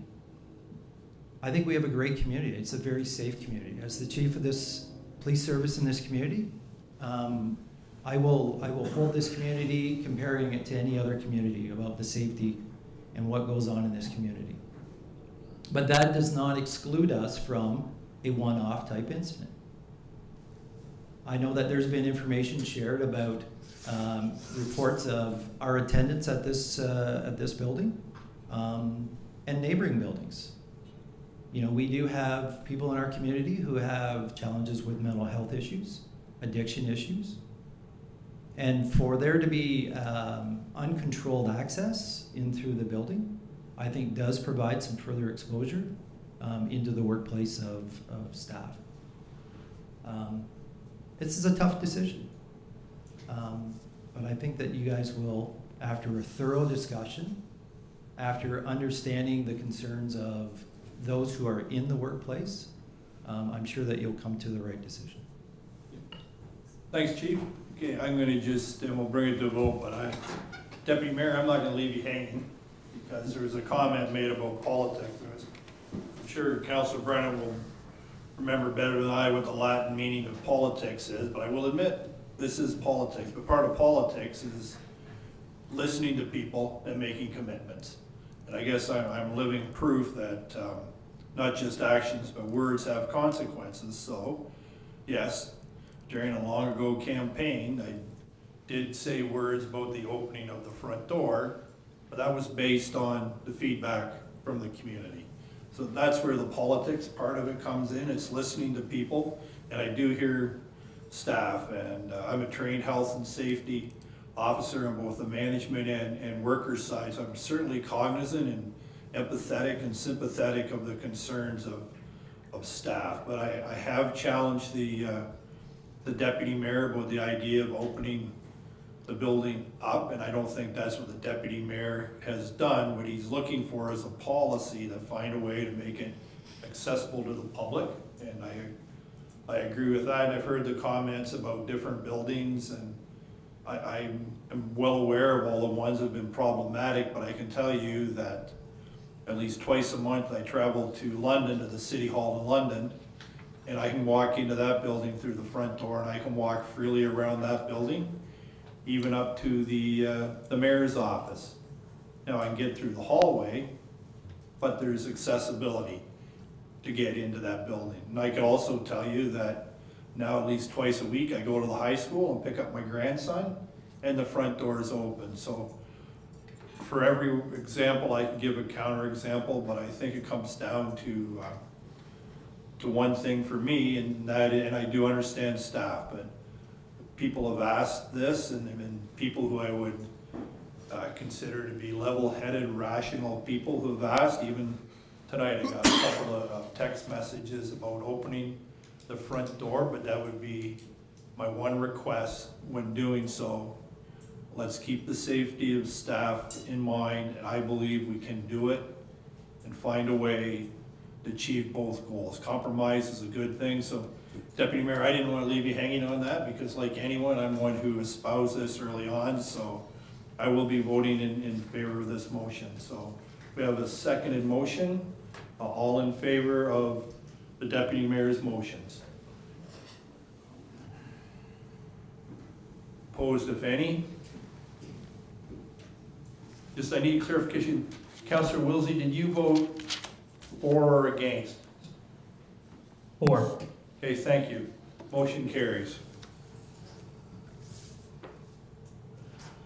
I'm up again, Deputy Mayor. Do you mind taking the chair? No, I can.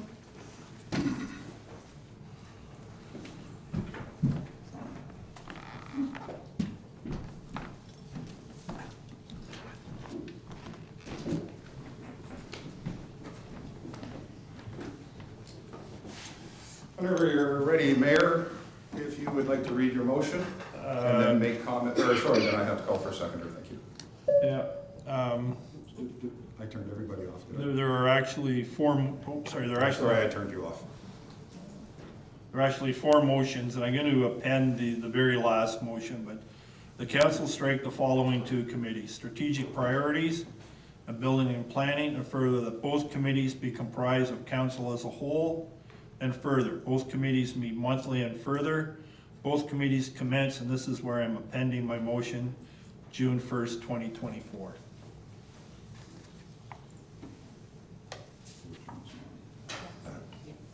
Thank you. Madam Clerk, do we need anything to amend that motion, or just the mere mention of it is enough?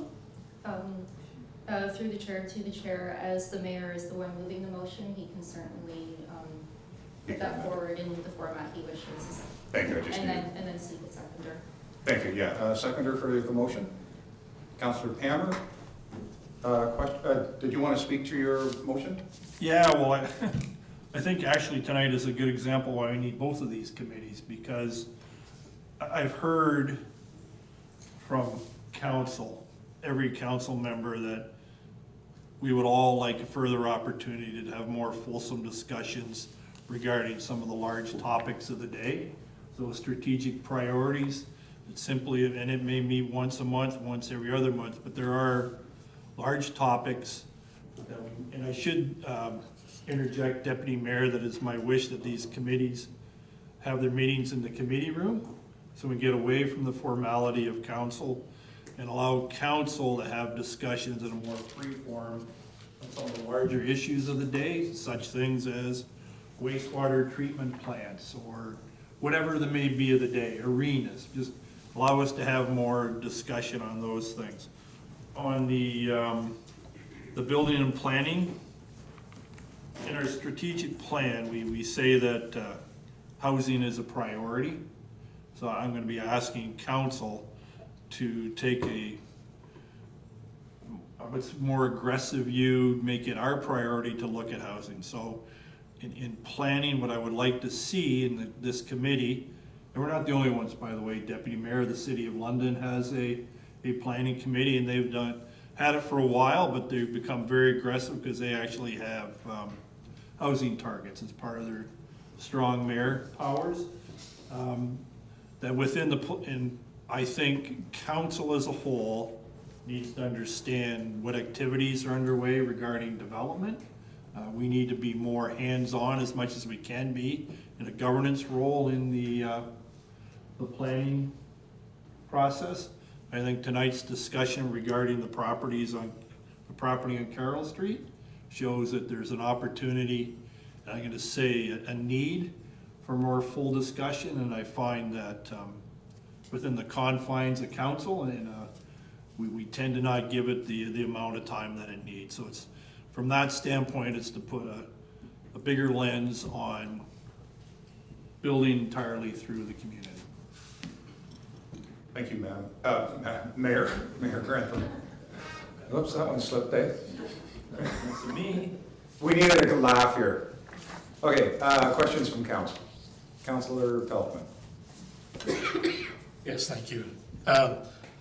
After talking with the mayor, I understand the purposes of the committees.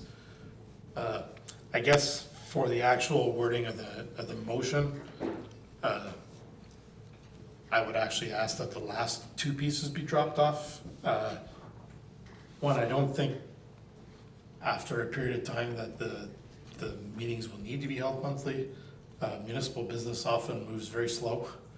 And so I don't see the need to prescribe it as monthly. It could be maybe at the call of the chair. It could be issue by issue, or it could be quarterly, but I don't want to prescribe ourselves to something that I think is too much, or could even be too little, who knows. But I am cognizant of the fact that, we're asking for a lot of reports from staff. This is just two more meetings that need agendas and need to meet all the criteria required to give public notice. There will need to be reports written. There will probably be reports asked for out of these meetings. And I'm mighty concerned about the workload, but I understand the point. I'm not against them. I would prefer to see those two dropped and that we start these committees after our budget is passed. I think we need to get that done, and staff need to take a breath after that, and they need to get the work done that's required to after we pass the budget, because RFP's got to be done. all that work, which is a lot of paperwork, a lot of cross the Ts, a lot of dotting the Is. I think we need to give them a chance to get that done. Because I don't want to be in a position where just either because of fatigue or where they're trying to decide where their priorities are, that we're working against the staff as opposed to with them. And I don't think they would ever choose to do that, because I have a lot of faith in our staff. So yeah, I would just prefer that those two pieces at the bottom be dropped off the motion. Mayor Grantham, I think he's making request for a friendly amendment. I think people can have discussion first, and then we'll see if people are amenable to that. It doesn't change the intent of, I think, of what the mayor's trying to do. Yeah,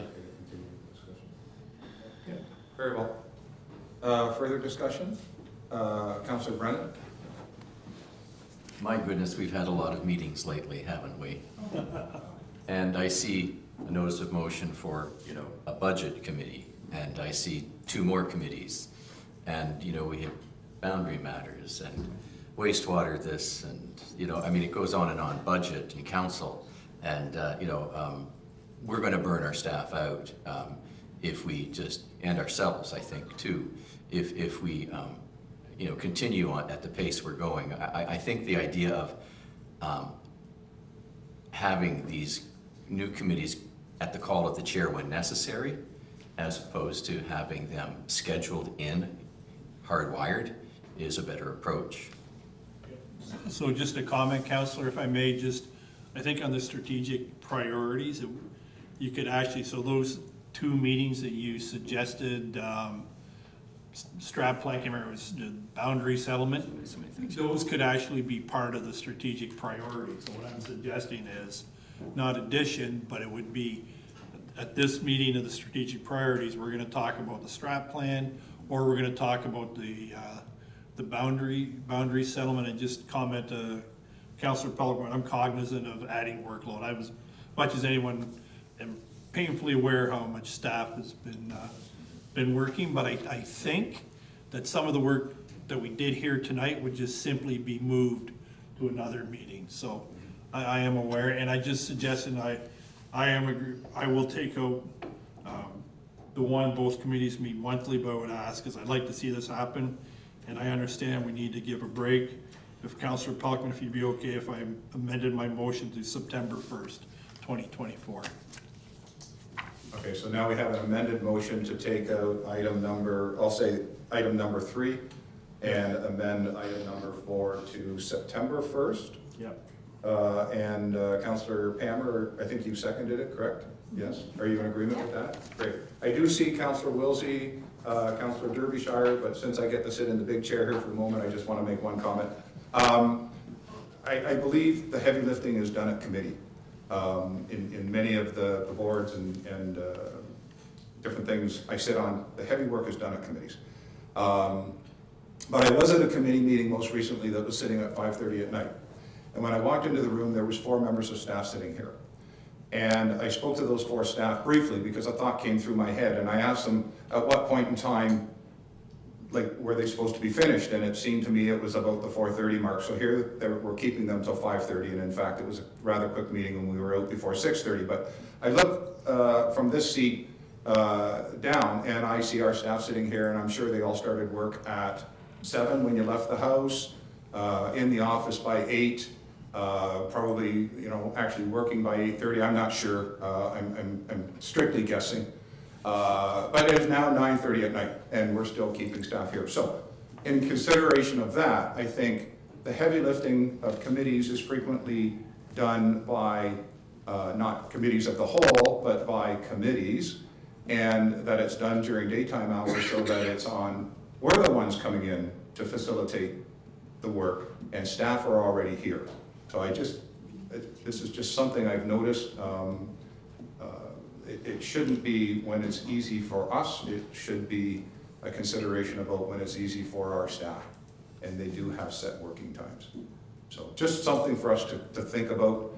as the discussion goes on. I think, Councillor Wilsey, thank you for indulging me, and then Bo, I'll be over to you.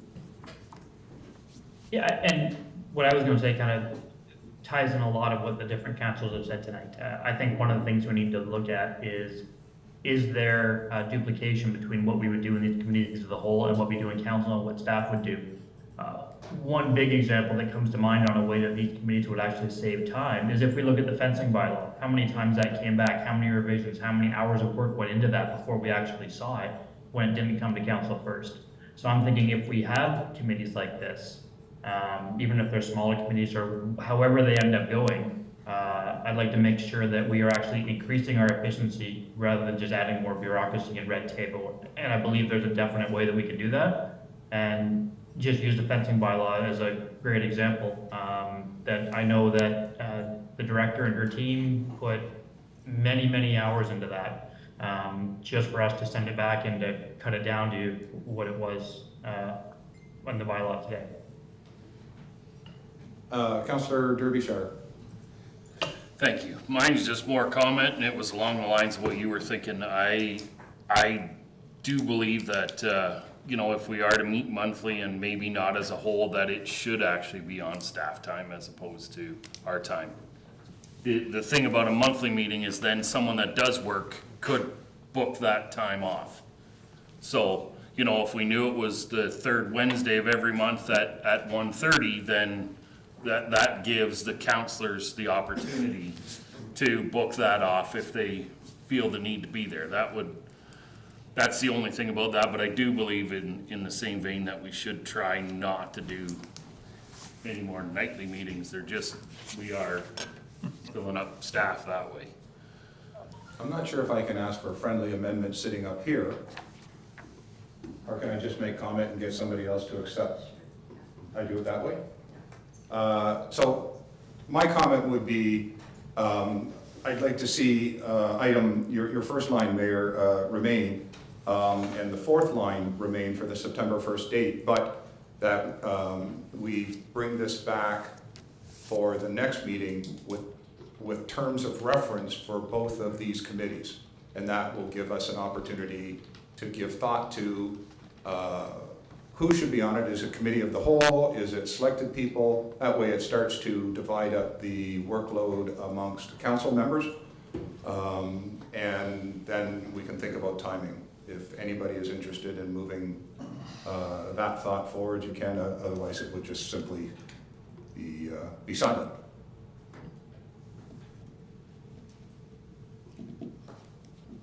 Oh, Councillor Wilsey, do you? I'll put that forward for you, Deputy Mayor. Thank you. So that would be leaving item 1 and item 4 as amended, and then putting in that terms of reference would be brought forward at the next council meeting. And that gives the opportunity for the mayor to discuss with a number of people what that could look like. Mr. Mayor, would you be in agreement to that friendly? Oh, I don't have a seconder for that. Is there a seconder? Oh, It needs to be a friendly amendment. I have Wilsey that made. Oh, I don't need that. Okay. Oh, then I need Councillor Pammer to accept it. I haven't commented yet. Oh, you haven't commented yet. I thought you So I'm going to comment if you want, because may I ask that there's a possibility of another committee coming forward to council next week. We still don't have the terms of reference yet from the fire board. So may I ask that we wait and we do, rather than piecemeal, wait until we see what happens at the next meeting and then do the terms of reference. So don't put a date in it as to when, just say terms of reference to come. But then we could do them all together, all 3, possibly 4 committees with terms of reference. One document and it's. Not my motion, but I accept Well, that's that. what I want to. Councillor Pammer? Yep. Okay, great. Any further, Councillor Kennis on that? Just a comment. I know transparency is a big phrase in the municipality, so meetings like this would be open to the public, I assume, and they would be broadcast, and all of that kind of stuff, so. Affirmative. Say that we're not hiding anything from them, so. No, affirmative to both of them in terms of broadcast in the committee room. I forgot to mention in the budget meeting to Director Lilburn to put dollars in. It's rather inexpensive for one camera in the board committee. Any, Councillor Pelkman?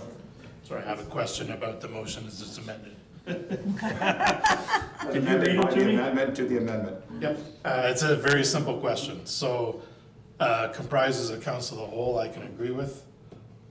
Not council of the whole, I can't. So I just want to know which way I'm voting. And the way it's worded is not really clear. You're asking for terms of reference, so it's not saying one way or the other. No, because that would be addressed within the terms of reference. So that the motion right now would be that we strike the two committees, the terms of reference would come back and they would dictate the composition of the board, or of those committees, and your standard terms of reference, why they're there, what the purpose is, and then that they would be starting on September 1st, or we may have to delay that. So does it come back to council for a vote once the terms of reference are written? Yes, terms of reference would come back to this body. No, I would object to that, Deputy Mayor, because we're going to agree to it here, then bring it back to what Councillor Pelkman more or less said, I believe, is that it will be agreed to once the terms of reference come back. So that's I think, what Councillor Pelkman. No. So, yeah, you're correct. I misunderstood then. So the committees are struck tonight if it passes. Yes. The terms of reference, the method by which those committees function is for another meeting. Yeah. All right, then I'm just going to voice that I'm going to oppose it based on that measure alone, not because I don't support the concept. Understandable. Any other comments? Do you want to read the motion? Make sure everyone's clear on it. Thank you, Chair. So for Mayor, moved by Mayor Grantham, seconded by Councillor Pammer. This is how I've been following the conversation so far. That council strike the following two committees: strategic priorities in building and planning, and further that both committees commence September 1st, 2024, and further that the terms of reference return to council at a future meeting. That's the motion before us. All in favor?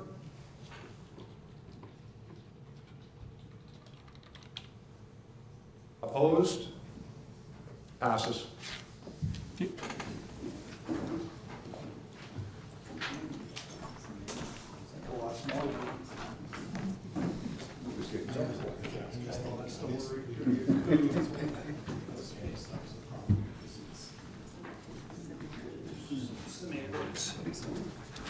Okay. Now move to drainage matters, the Strathroy Crossing Drain 2023 report consideration meeting. Director Strauss, you have someone here to give an overview? Yes, through the chair. Tonight we actually have two members from Spreed Associates here, George Varican and Mike DeVos, who are going to present the reports tonight.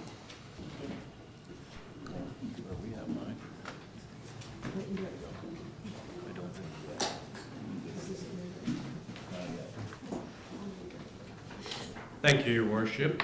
We are here through you, pleased to present a report on the Strathroy Crossings drain. So this was a Section 4 petition drain, a request for a new drain signed by multiple owners in the area requiring drainage.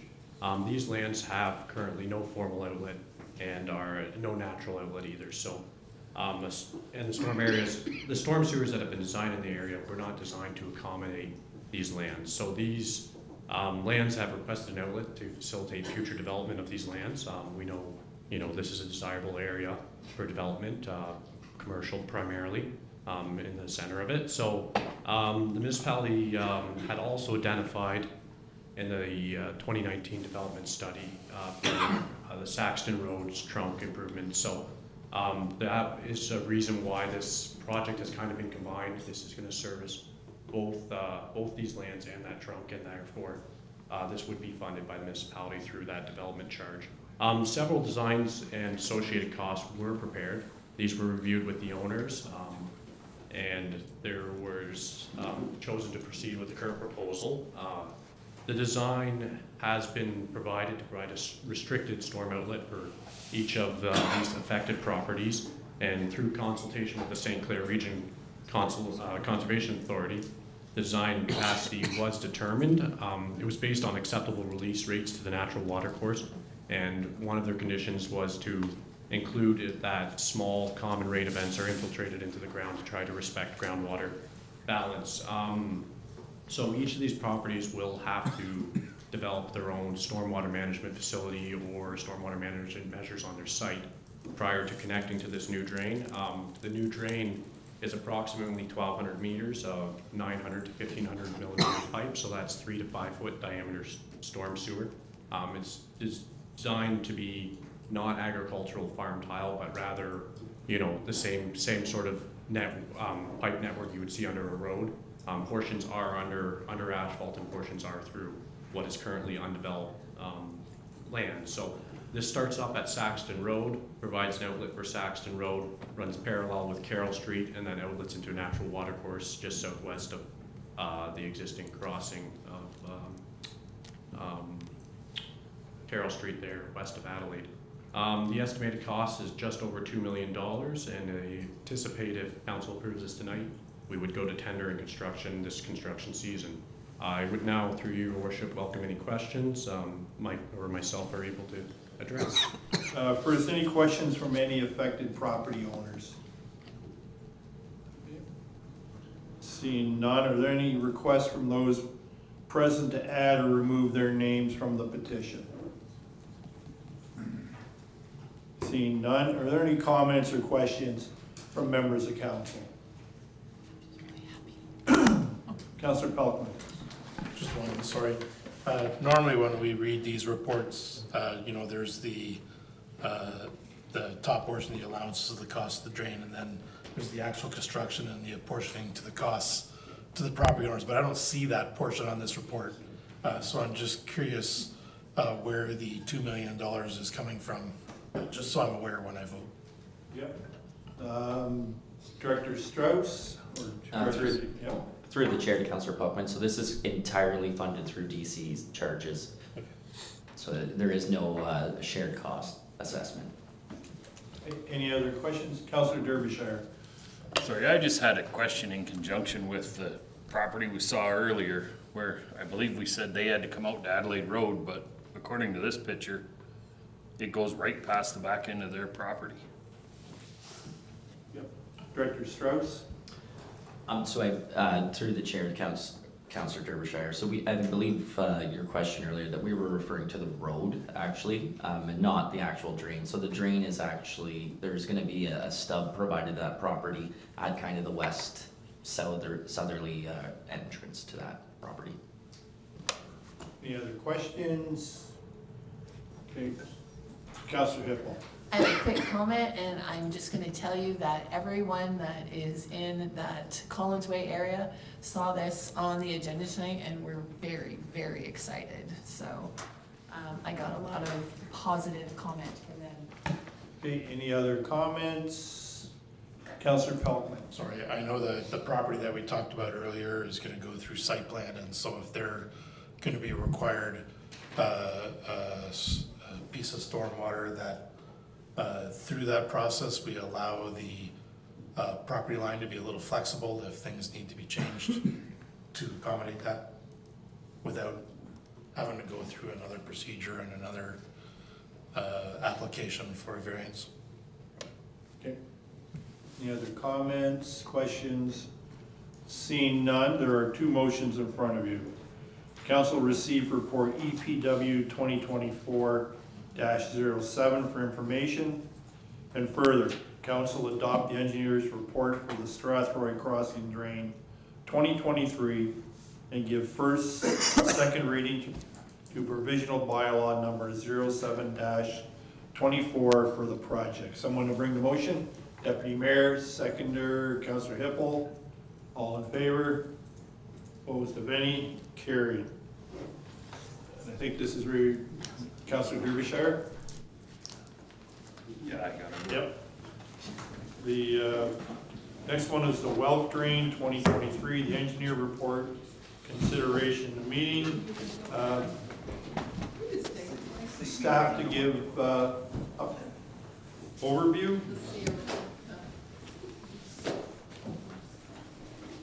Yep. Okay, we'll go. Thank you. This report was prepared in accordance with Section 78 of the Drainage Act, which is repair and improvement to an existing drain. The Welkie Drain was created in 1963 as a tile drain. It included some new construction work downstream or southerly of Century Drive and the incorporation of an older existing pipe that was already in the ground upstream of Century Drive through lots 5, 6, and 7.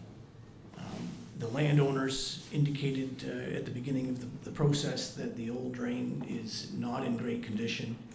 The soils in the area are very sandy and wet, and in fact, some of the drain has been physically removed through the bush area in lot 6, and an open channel has been dug privately to help the water get through the bush to the tile again on the downstream side of the bush. So it was asked that we investigate a few different alternatives coming up with a proposed solution. The soils downstream at the outlet, it does outlet into the common drain. That soil and the ditch itself does silt in fairly frequently, and there was concern raised with the functionality at the outlet. So we did investigate finding a different outlet. So we looked at what we could, we came up with the cost, we reviewed that with the owners, and it was decided to delete some of the work in the bottom end. The 1963 tile that was new at the time would be left, and then the portion through the Derbyshire property would be left for now and potentially fixed in the future if it needed it as well.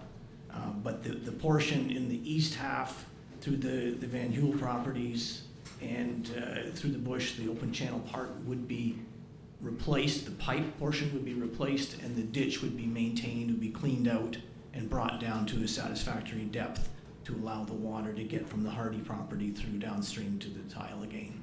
So at that point, I'd stop and open up to questions. Are there any questions from any property owners? Are there any requests from those present to add or remove their names from the petition? Seeing none. Any comments or questions from members of council? Seeing none, there are two motions in front of you. Council received report EPW 2024-07 for information. And further, the council adopt the engineer's report for the Welkie Drain 2023 and give first and second reading to provisional bylaw number 1124 for the project. Someone to bring the motion. Deputy Mayor, seconder, Councillor Hippel. All in favor? Opposed, if any? Carried. Communications, there are 5 communications in front of us. Does anyone have any questions regarding any of the comments regarding any of the communications? Before we receive them on item 13.1, the Middlesex London Health Unit request for letter, there are 2 recommendations. There's a motion that the council of the municipality of Strathroy-Caradoc supports local action by the Middlesex London Health Unit to reduce the risk of West Nile virus. And further, council directs staff to submit a letter of support in accordance with the provided template. Someone to bring the motion? Councillor Canis, second by Councillor Falkman. Are there any questions regarding that item? Seeing none, all in favor? Opposed, if any? Carried. Motion to accept the last 4 communications. Councillor Brennan, second by Deputy Mayor. All in favor? Opposed, if any? Carried. Reports from departments, building and planning. That is Director Huff. First is a request to remove the H holding zone for formerly 599 Albert Street, Dabansky Inc., CEO Montes Brown Planning Consultants. Recommendation to receive the report first. Councillor Brennan, second by Councillor Pelkman. Director Huff or Mr. Williams, whoever would like to comment on it. Thank you, Mr. Mayor, members of council.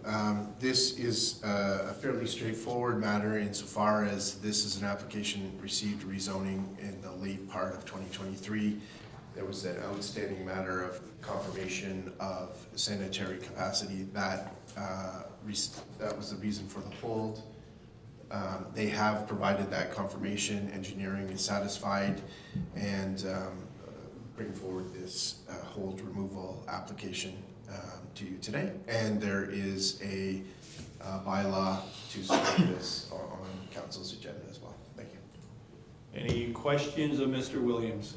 Councillor Canis. So just, they're ready to build basically after this is approved? Through the chair, they will need to finalize the site plan application, but this is just one of those pieces to get us one step closer. Any other questions?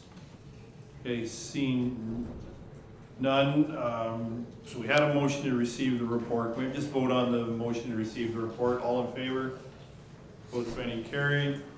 The last two motions are that the rezoning application ZBA 23-2023, which will remove the hold symbol from the zone for the lands formerly part of property municipality known as 599 Albert Street, and further, the bylaw number 13-24 be referred to the consideration of bylaws section of the agenda for approval. Someone bring motion. Councillor Pelkman, second by the Deputy Mayor. All in favor? Opposed, if any? Carried. Next on the agenda is the Timberview Park Lot repeal. Motion to receive the report. Councillor Brennan, second by Councillor Canis. Mr. Williams, you want to speak to this report? Thank you, Mr. Mayor. So this is a application that received approval back in September. The applicants and owners look to have their lawyer finalize the part lot control, and they realized that they had not asked for easements at the same time, so they've come forward and asked for those easements. So this is just deleting what was previously asked and replacing it with the same wording, same application, same drawings. Everything is exactly the same, but there's a couple of a phrase that says "and easements" in the bylaw. That bylaw is also on tonight's agenda. Thank you. Any questions of Mr. Williams? Seeing none, vote to receive the report. All in favor? Carried. Second motion is the council approve the repealed bylaw number 65-23 and forward bylaw number 14-24 to the consideration of bylaws section of the agenda for approval. Motion, Mr. Councillor Canis, second by Councillor Brennan. Any questions? Seeing none, all in favor? Opposed, if any? Carried. Next on the agenda is community service. Mr. Lilborn, the Mount Bridges Cenotaph Park sign update. Motion to receive the report. Councillor Pelkman, second by the Deputy Mayor. Director Lilborn, did you want to give an update? I think it's pretty explanatory. Thank you, Your Worship. Exactly right. Council directed staff to investigate the cost of updating the sign to include Mount Bridges. We've done that. We've provided the drawing from the company and just waiting for approval, and we will order and then execute sometime in the spring when the weather permits. Any questions? Councillor Pammer. Could you clarify the price of $2,950? Are we replacing the entire sign? Or what are we getting for $2,950? You will be removing all of the letters which are Cenotaph Park. They'll have to do any potential paint repairs that the current letters will remove, and then they'll be installing all new Mount Bridges Cenotaph Park. The steel sign, the wood, all remains. Follow up, Councillor Pammer. So essentially, it's almost $3,000 to replace the one sentence on both sides. That's correct.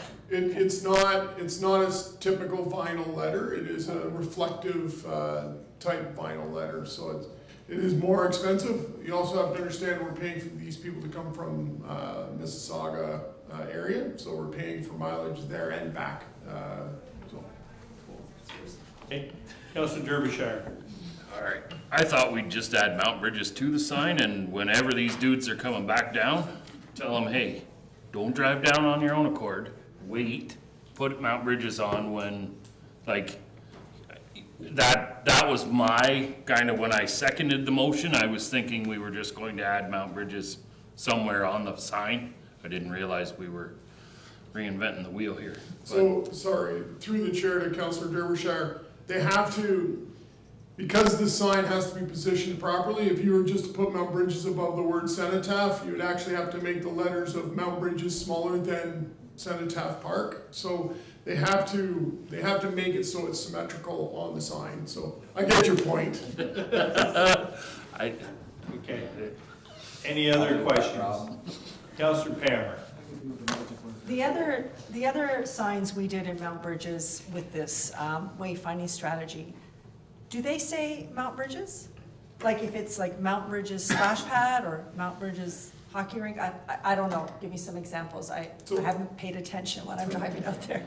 Through the chair to Councilor Pammer, the only sign that says Mount Bridges would be Mount Bridges Library, because that's the name of the library. It's the Mount Bridges Library, like the Strathroy Library.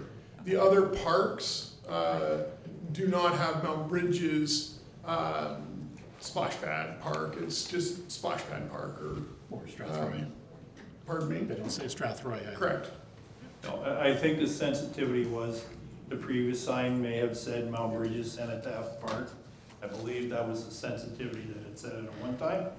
Okay, we have a second and motion to receive the report. All in favor of receiving the report? Opposed, if any, carried. Following two motions. Council approves the updated design and directs staff to adjust the wording once weather permits. And further, that the updated design costs in the amount of $2,950 come from the wayfinding strategy capital project budget. Someone to bring the motion. Councilor Brennan, second by Councilor Kennis. All in favor? Opposed, if any? Carried. Do we just vote that in? You didn't vote. Slow down there, partner. You want to pay $29.50? Well, we had the vote. That was pretty fast though. I voted no. Okay. Sorry, we had the discussion. I will take that under advisement, Councillor. Next is item 14.2. The expression of interest for public-private partnership for the development, construction, operation, and maintenance of an ice arena at Community Center CS 24-03. Motion to receive the report. Councilor Brennan, second by Councilor Peltman. I think this is self-explanatory. You speak to this, Director? Certainly, Your Worship, through Your Worship to Council, this is just a revised, updated expression of interest letter that staff were directed to bring back at the last meeting, making it a little bit, I'm going to say, flexible with regards to the project type as well as location. So we changed words like nearby to in or near the community of Mount Bridges. We added other amenities, potentially including but not limited to recreation and entertainment. So we've just modified the letter to be a little bit more broad in scope. Any questions? I'm okay with the letter. Director has wanted us to come back, so seeing no further questions, we have a second and motion. All in favor of receiving the report? Opposed, if any, carried. Motion reads that council directs staff to publish an expression of interest through the bids and tenders page on the municipal website and other appropriate locations. Someone to bring the motion? Councilor Peltman, seconder, Councilor Hippel. Are there any questions? Councilor Derbyshire. I only ask if it's on bids and tenders. Are we receiving bids and tenders? Like Through the chair to Councillor Derbyshire, it'll be listed on our bids and tenders because there are many vendors who sign up to our bids and tenders, and they'll be notified of this expression of interest. We're not looking for anybody to give us money or pay us to do this. This is just them saying we're interested and here's what our proposal kind of looks like. Yeah, like we're not committing to this, we're just browsing. Okay. Fishing. Any other questions? Yes. We have a second in motion.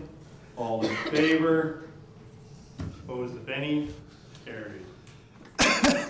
Next is the update the fees and charges schedule. Motion to receive the report. Councilor Brennan, seconded by Councilor Kennis. To speak to the report, Director Lilmore. Thank you, Your Worship. This is presented really by 3 directors who've been working with the fees and charges bylaw now for a month or so. We did notice during the formatting of the Excel spreadsheet into a PDF, some cells opened up, some cells closed, so there were some issues that developed with formatting. So we're just coming forward and presenting you with some the changes that we saw. The community services actually realized we missed out a section for tournament use for the outdoor courts, so pickleball courts, tennis courts, basketball courts, and that sort of stuff. So we do have the Hometown Festival will be utilizing the pickleball courts on up at the Fairgrounds Recreation Complex for a tournament over the weekend of Hometown Festival. So we need to bring this forward tonight for council's consideration. Also, we had, with regards to the art space in the museum, we used to have an art space that no longer exists. So that's when before we did the renovation, we used to have almost an art gallery where the artists could rent out space.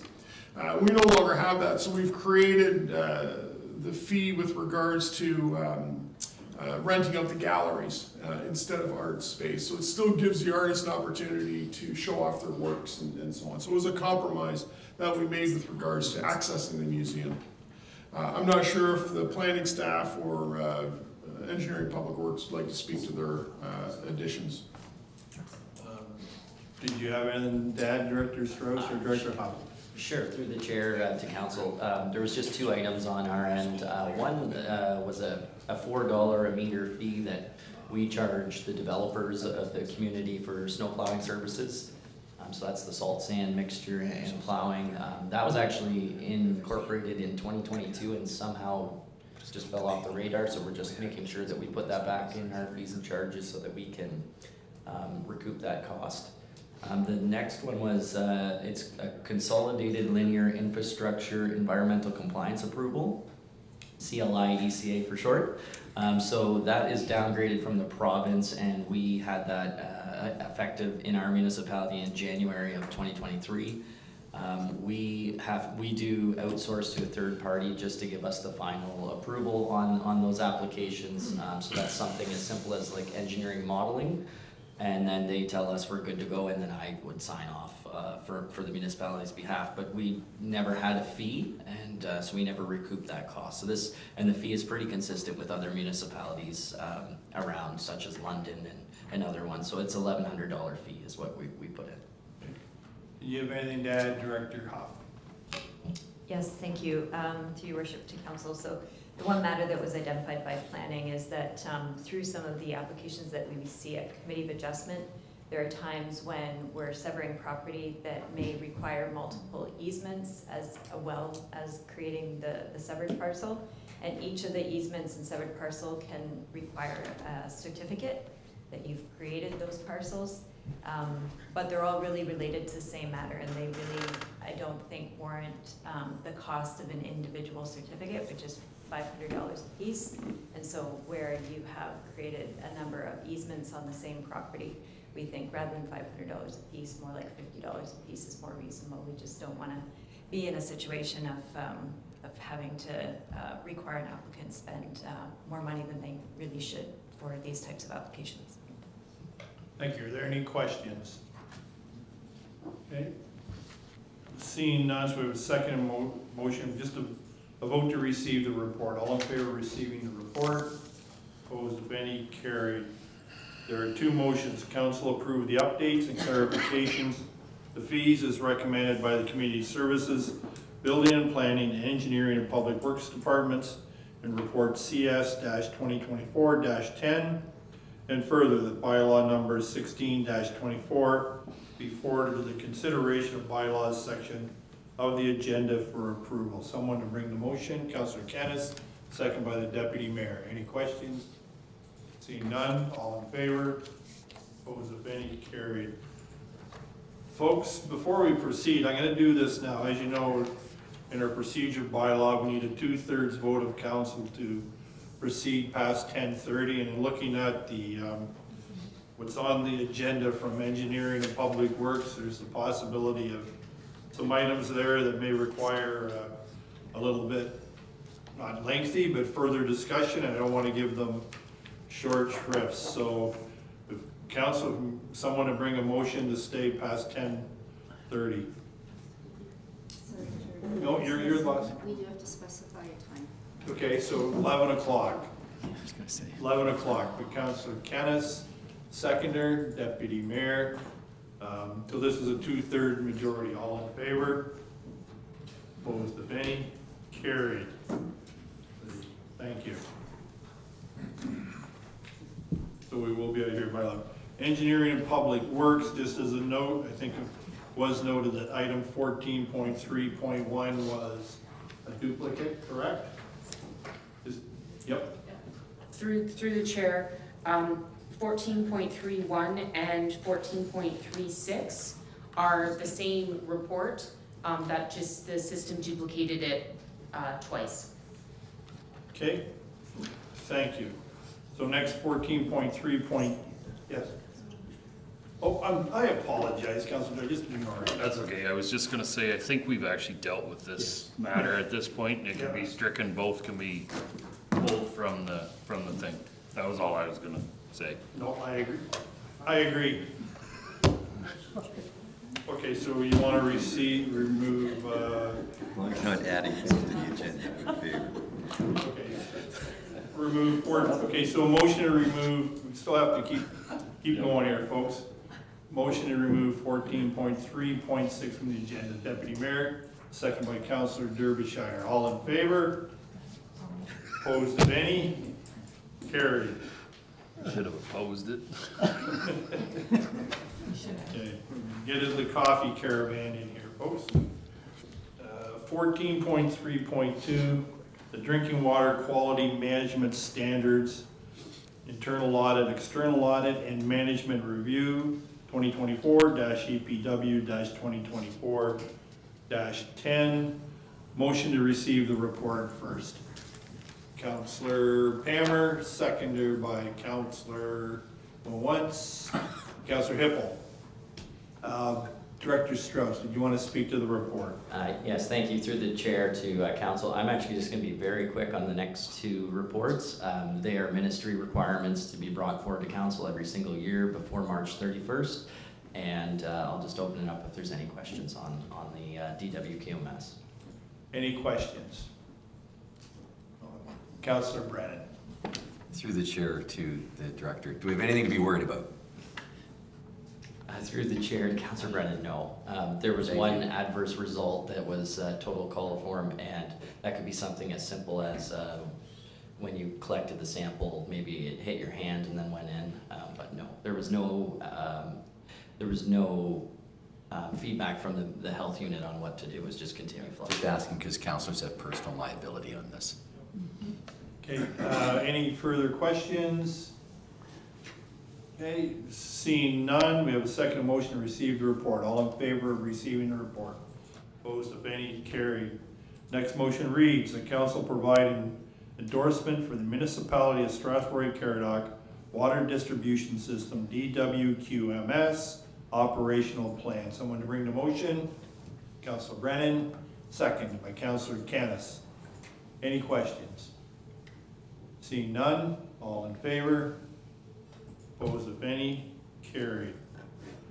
Next is the 2023 Water Summary Report. Easy for you to say. Strathroy-Caradoc Distribution. Motion to receive the report. Councillor Kennis, second by Councillor Pammer. Director Strauss, did you wish to speak to the report?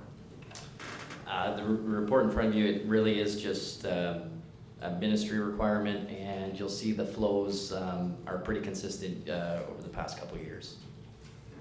Councillor Wilsey. I just wanted to point out that looking at the Mount Bridges flow, we're still averaging over 90% with a peak of 140%. I know last year we were told we didn't have to worry about that. The more I look into it, the more I am concerned about that. So I just want to, even if we don't do anything, I want to make it known that I'm concerned, and I don't know what to do, but I don't believe we should be running a system that's over 100% for multiple months per year. Any other questions? Okay. Seeing none, we have a second motion to receive the report. All in favor? Opposed, if any? Carried. 14.3.4, the downtown revitalization concept plans. Motion to receive the report. Councillor Pelkman, second by Councillor Kennis. Director Strauss. Thank you through the chair. I will actually have a consultant from Arcadis joining us, or IBI. They're formally known, but before I turn it over to them, so this is the first kind of crack at the downtown project. It's the concepts that they're going to be sharing in a presentation. Really, right now, we're just presenting it to council. We're not asking you to make any formal decisions on this. It's kind of receive it, and then we will bring this back. If there is absolute, that will not happen. It'd be nice to let us know now. So you will see a financial attachment that it is over budget, because this is kind of the big ask for everything. I'm glad we had a presentation tonight, the very first one of this evening, about AODA. This project is planned to accommodate all AODA. Just one second. Deputy Mayor, can you take the chair for a minute?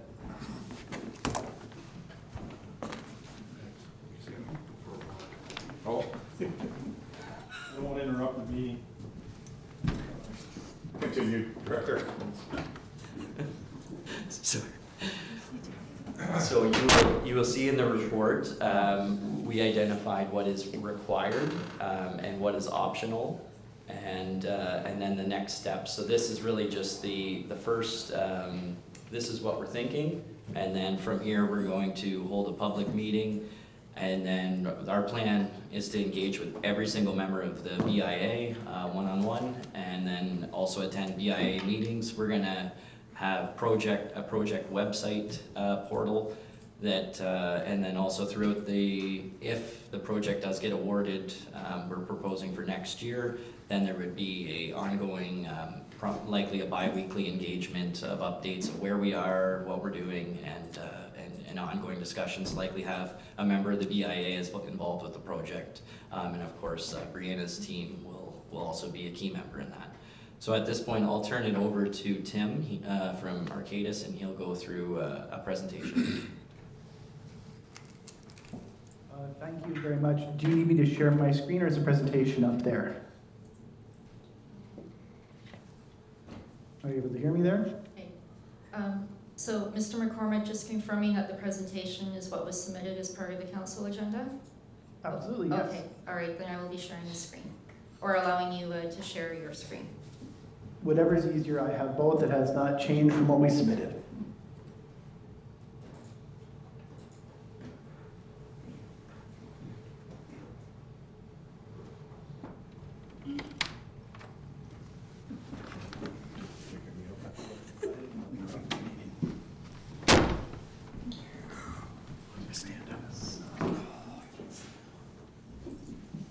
All right, is everyone able to see that?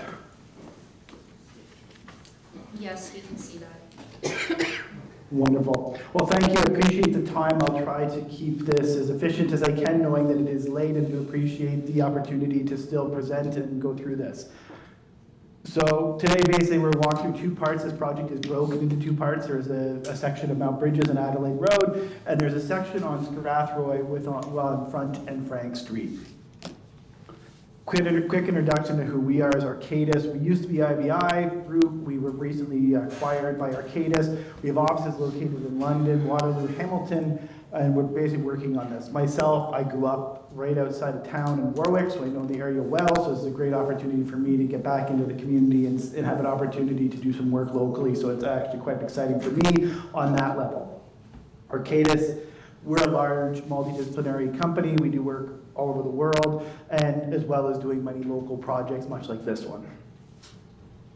So we'll jump right into the actual elements here. So Mount Bridges, the streetscape improvements are really along Adelaide Road, running from Glendon all the way down to past King. The intention of this is really working on trying to find an opportunity to improve the streetscapes, of being the elements along the roadway, opportunities to really dress up the street and give Mount Bridges a bit more of a feel for people driving through, pedestrians walking, and the community at large living along this road. Our approach to this is always, we start with a vision. So in this case here, I won't read this out, you have it in your packages, but really the highlights of this is we wanted a distinct element for Mount Bridges. We want them to stand out. We want the road to actually have an element that is uniquely Mount Bridges, that feels special, and actually has a give back to the community. Through this, we've actually started to look at different opportunities and how we apply elements to the streetscape as a whole. Specifically, treatments of pavement, adjusting of bump outs of roadways, adjustments of parking areas, delineation, adding in elements like streetscaping elements. We talk about that as being benches and waste receptacles, actual banners, planters, other things like that that are just dressing up the street, really making it look and feel a little more modern, but also feel really welcoming for people driving through. And the intent is trying to get people to slow down. We want people to actually have an opportunity to see something and maybe go, hey, I want to slow down. I want to stop in there. I want to take a moment to go through this area, whether that's the park, whether that's the businesses, whether that's the library in this case here along the street here. So these are all opportunities that we look at. So in the case here, we really started to look at what are our opportunities. So what we started to look at was adding planting, adding some elements. We tried to look and see if there was room to plant trees. In this case here, there's limited opportunity really to bring in trees in this area. So what we started to do is looking, can we put planter boxes? Can we do other elements that maybe will drive up that greening of the space? And how we start to do that. As well as how do we start to dress up the areas along the street, crossings, things like that. We've been using a product called Street Print. It's been used in multiple areas throughout the region of Waterloo. We've used it in London. We've used it in many other communities. The interesting part with this product is the fact that it is applied to asphalt. So it isn't brick, it isn't concrete. It's actually applied directly on asphalt. It gives the look of brick. It has the feel of brick, but it's not. And the benefit is that you actually have the ability to work with it. If you have to cut into it or do repairs, you can repair it, you can put it back, and it looks almost seamless to when it was beforehand. So there's lots of positives, but it also allows for some really nice, aesthetic elements to be added to the space and create different opportunities to make it look just a little bit nicer. So we looked at this as being opportunities at the crossings, opportunities at the gateway elements, opportunities to really give and showcase areas where people might want to slow down and give a priority to pedestrians. So this is how we were utilizing this product line to maybe potentially introduce those types of aesthetics into the streetscape. It also comes in different patterns, which is another wonderful element of this, is that the sky's the limit. We can come up with ideas and patterns around that. This is a pattern we were looking at and playing with in the conceptual level of along the edge of the road where there's gateway elements. So providing an opportunity to maybe dress it up so that when you arrive on either end of Adelaide Street, that you arrive. There's a sense of arrival. There's something there. Looking at gateway elements and some vertical elements, but also on the plane when you're walking by the streetscape plane of actually having pedestrians see it, cars pass by. It just allows for something to introduce that, wow, this is something different, this is something unique. We look at those opportunities, and for this on Adelaide Street, I think it's really important to have a sense of arrival, because right now you come in and you don't even realize you're really arriving in the core of Mount Bridges, which is unfortunate. It's a great town. It's an opportunity to be able to actually have that sense of arrival. We start to look at signage and wayfinding, and these are opportunities where we start to introduce maybe some elevated vertical signs, giving it identity and giving that sense of gateway. And then we introduce the sense of repetition. So we start to have the banners. Right now I know there is the nice steel plaques that are on the poles for Mount Bridges that are there. And I think we can add and improve upon those things by adding planters, adding other banners and other seasonal things that can potentially be brought in to help give it, again, aesthetic levels, and that repetition. That level of repetition is really important along the streetscape. It makes it feel just a little more friendly, and it helps slow vehicles and traffic and pedestrians down to actually stop and enjoy the space that they're going through. We look at this as opportunities also with some of the streetscape elements. So we talk planters, we talk benches. So again, a high level of finish, adding something that just makes it feel really polished and really feels refined, but also it gives that sense of having that repetition. We have benches, we have planters, we have all the same elements, all the same aesthetic along the street, and we wanted to make sure that we introduce those things along the roadway and the streetscape to be able to give this sense all the way across the road, and the actual development of the design. Critical part here is really introducing the planters, introducing the benches in all the key spaces. We talk AODA, the benches become really critical because those are those rest areas, those are those stop areas, those are the areas we want to encourage people to get out to. Maybe people with mobility issues. I can get to the first bench, I can get to the second bench, I have a spot to rest. These are all important things for elements in our community that have some mobility issues. We also want to introduce more bike racks and introduce some cycling. It is, becoming more and more popular. We just want to make sure we support that element within the community so that people are riding their bikes and are using that element of mode of transportation. They can actually have a spot to park and a safe spot to park. And then we start to look at sort of the bump out areas. These are opportunities we can look at introducing stone walls. We can introduce, pollinator gardens. That's something I think that's really important here, and trying to find these opportunities to introduce just some other, environmental elements that we can provide a space that's maybe a little bit different, an opportunity to educate the community, but also give back a bit in the actual planting in the plant selection we have to be a pollinator space, and actually create habitat for some other species, be it insects, but have opportunity for those to be available in there. In this case here, we're introducing a crossing, and then we have the opportunity to actually put in and have the actual walls put in around that, and create a space that ties back to some of the other community parts, but is also uniquely Mount Bridges and not just a repeat of another design somewhere else. Which takes us to Strathroy. So another opportunity. So we're looking at both Front and Frank Street here. With Mount Bridges, the interesting element is we're looking at this solely from a streetscape improvement process. There's no other road works happening. This would solely be put in to improve the streetscape elements just for Mount Bridges. Within Strathroy, there's more work and more elements that are needed from a road reconstruction perspective. So from that perspective, there would be more, extensive work done, excavation, other elements. So reality is there's a lot of work happening on the roadway and on the streetscape. This is another opportunity to be able to put back something that is maybe a little bit more, updated, and also a little bit more functional from an AODA perspective, and have opportunity to, create a new space within Strathroy. This is looking at Front Street from Thomas to Head, so a long stretch across there, but then also Frank from Front Street all the way down to King. So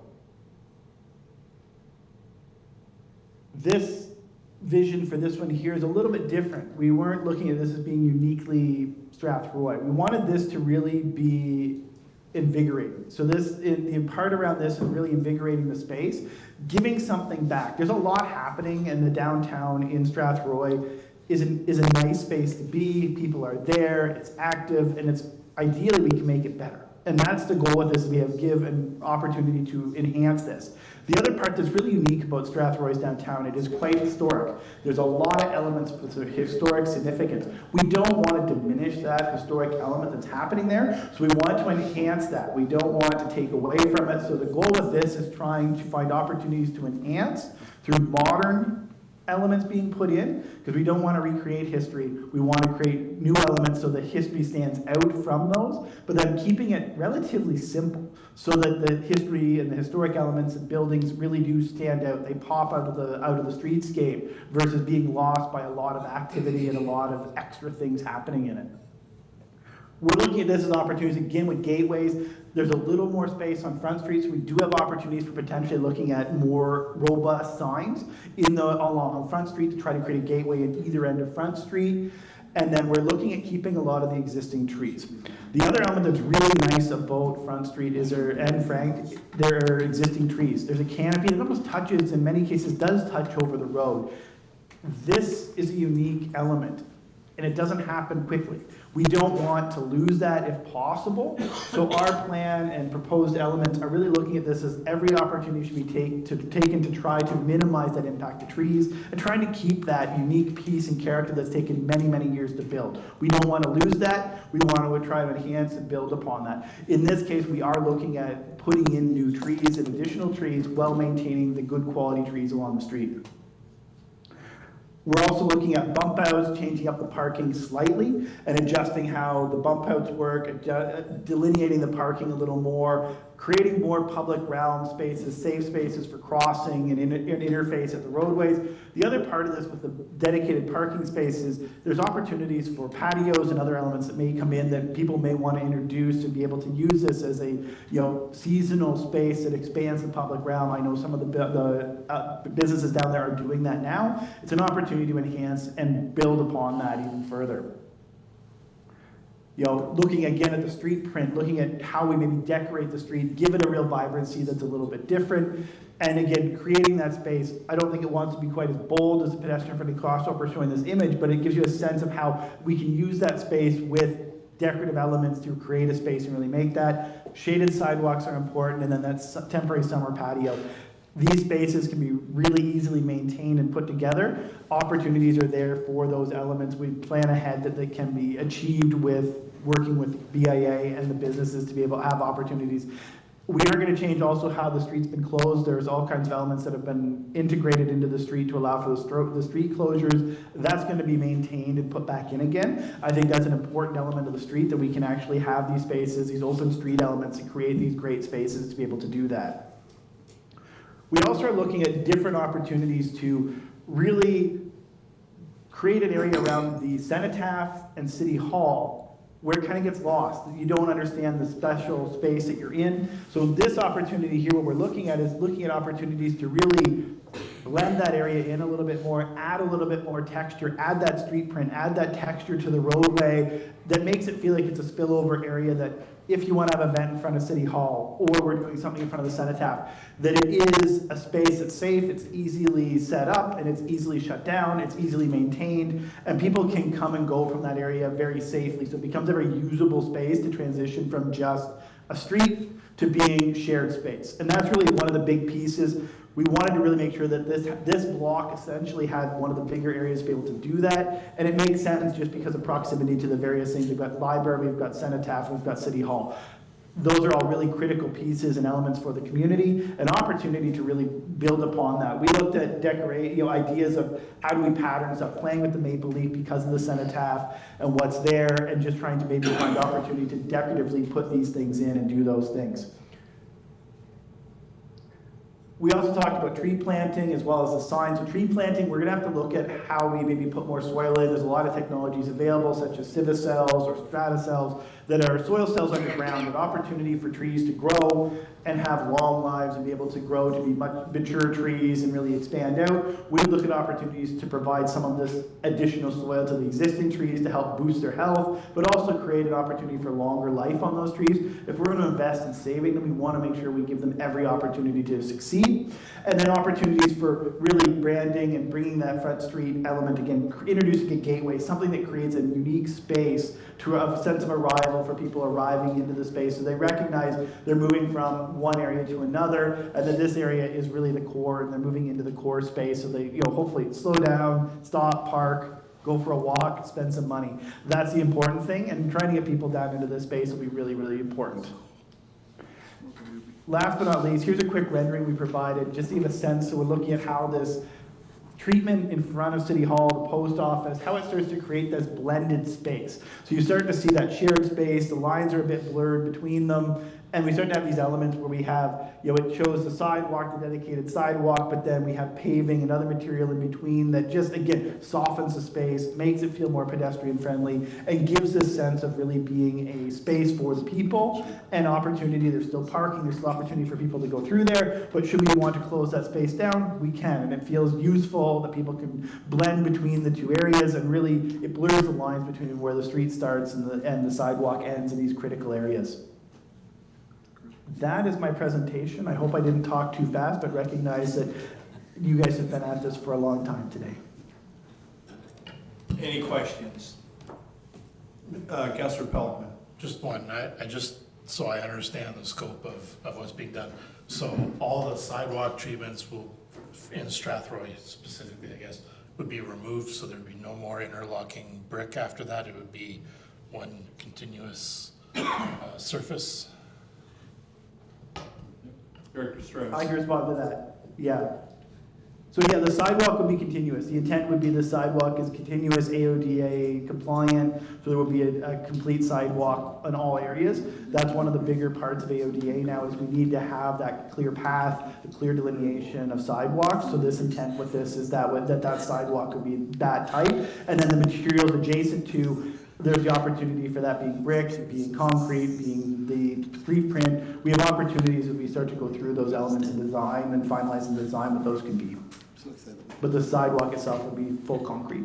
Any other questions? Councillor Palmer. First, I want to say how excited I am. We've had a store downtown for 12 years, and since we got here, we were told that that road was going to be ripped up and the sidewalks were going to be replaced. And so it's a long time coming, but I'm very excited that we're finally here. And I know there's a lot of other downtown businesses and customers too, who, like we heard tonight, have a lot of difficulty maneuvering around the sidewalks. Just to confirm, the sidewalk, so they will be curbless, correct? So this will just be, so for example, the lady we had tonight talking about wheelchair access, getting out of a car and up a curb, there will be no curbs, correct? So you could just, it would be flat? Yep. Director Strauss.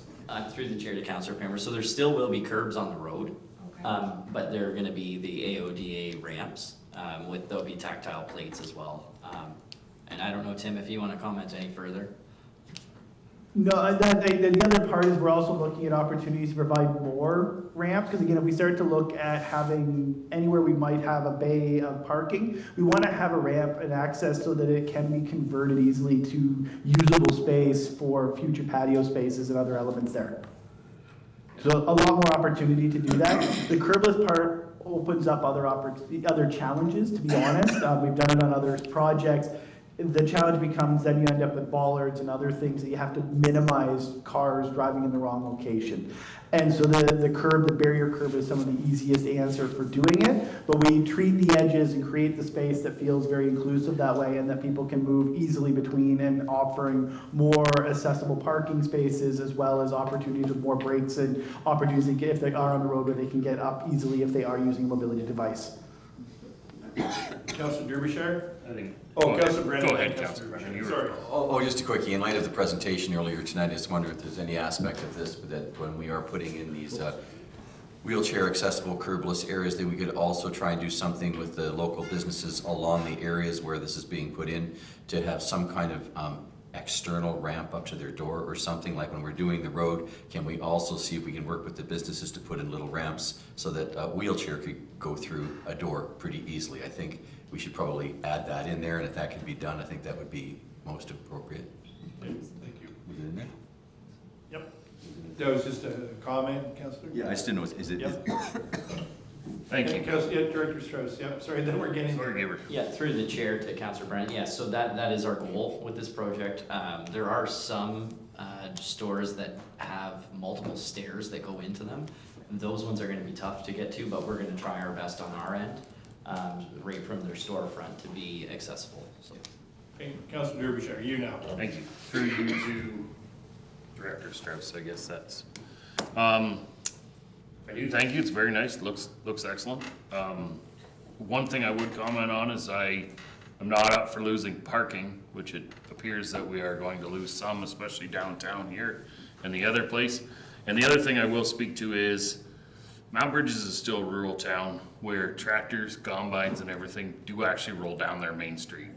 So Adelaide Road is actually used as a spot to get through.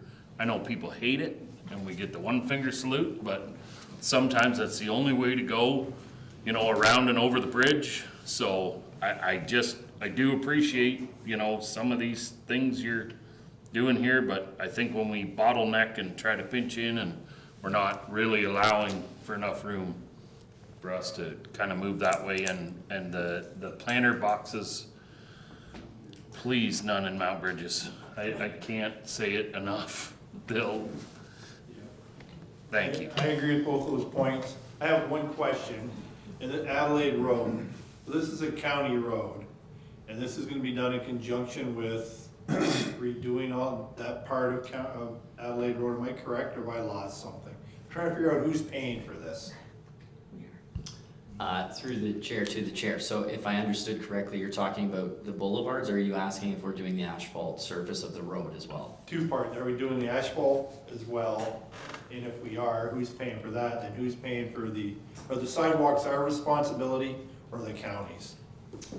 Through the chair to the chair. So the sidewalks, everything behind the curb is our responsibility. Everything within the curb is the county's. I don't believe the county has a plan to do the actual asphalt surface. There will be some, with this current plan that we're proposing, there would be some road work with the crosswalks going through the streets and at the county intersection of Glendon and Adelaide. But other than that, our plan was not to touch the asphalt surface. That would be fully the county's cost. Okay, Councillor Hippel. Thank you. Everything looks really nice. It's nice to see that this has come to fruition. Since I first came on council, I remember us talking about it, so it's nice to see it. I do have a couple of questions. My first one is, way back when I was on PTP, we talked about putting bike racks all through Strath and Bridges, and I'm wondering if we still have them, because I was looking at the bike racks on the presentation, and I was I figured Councillor Pelkman would be able to answer that one.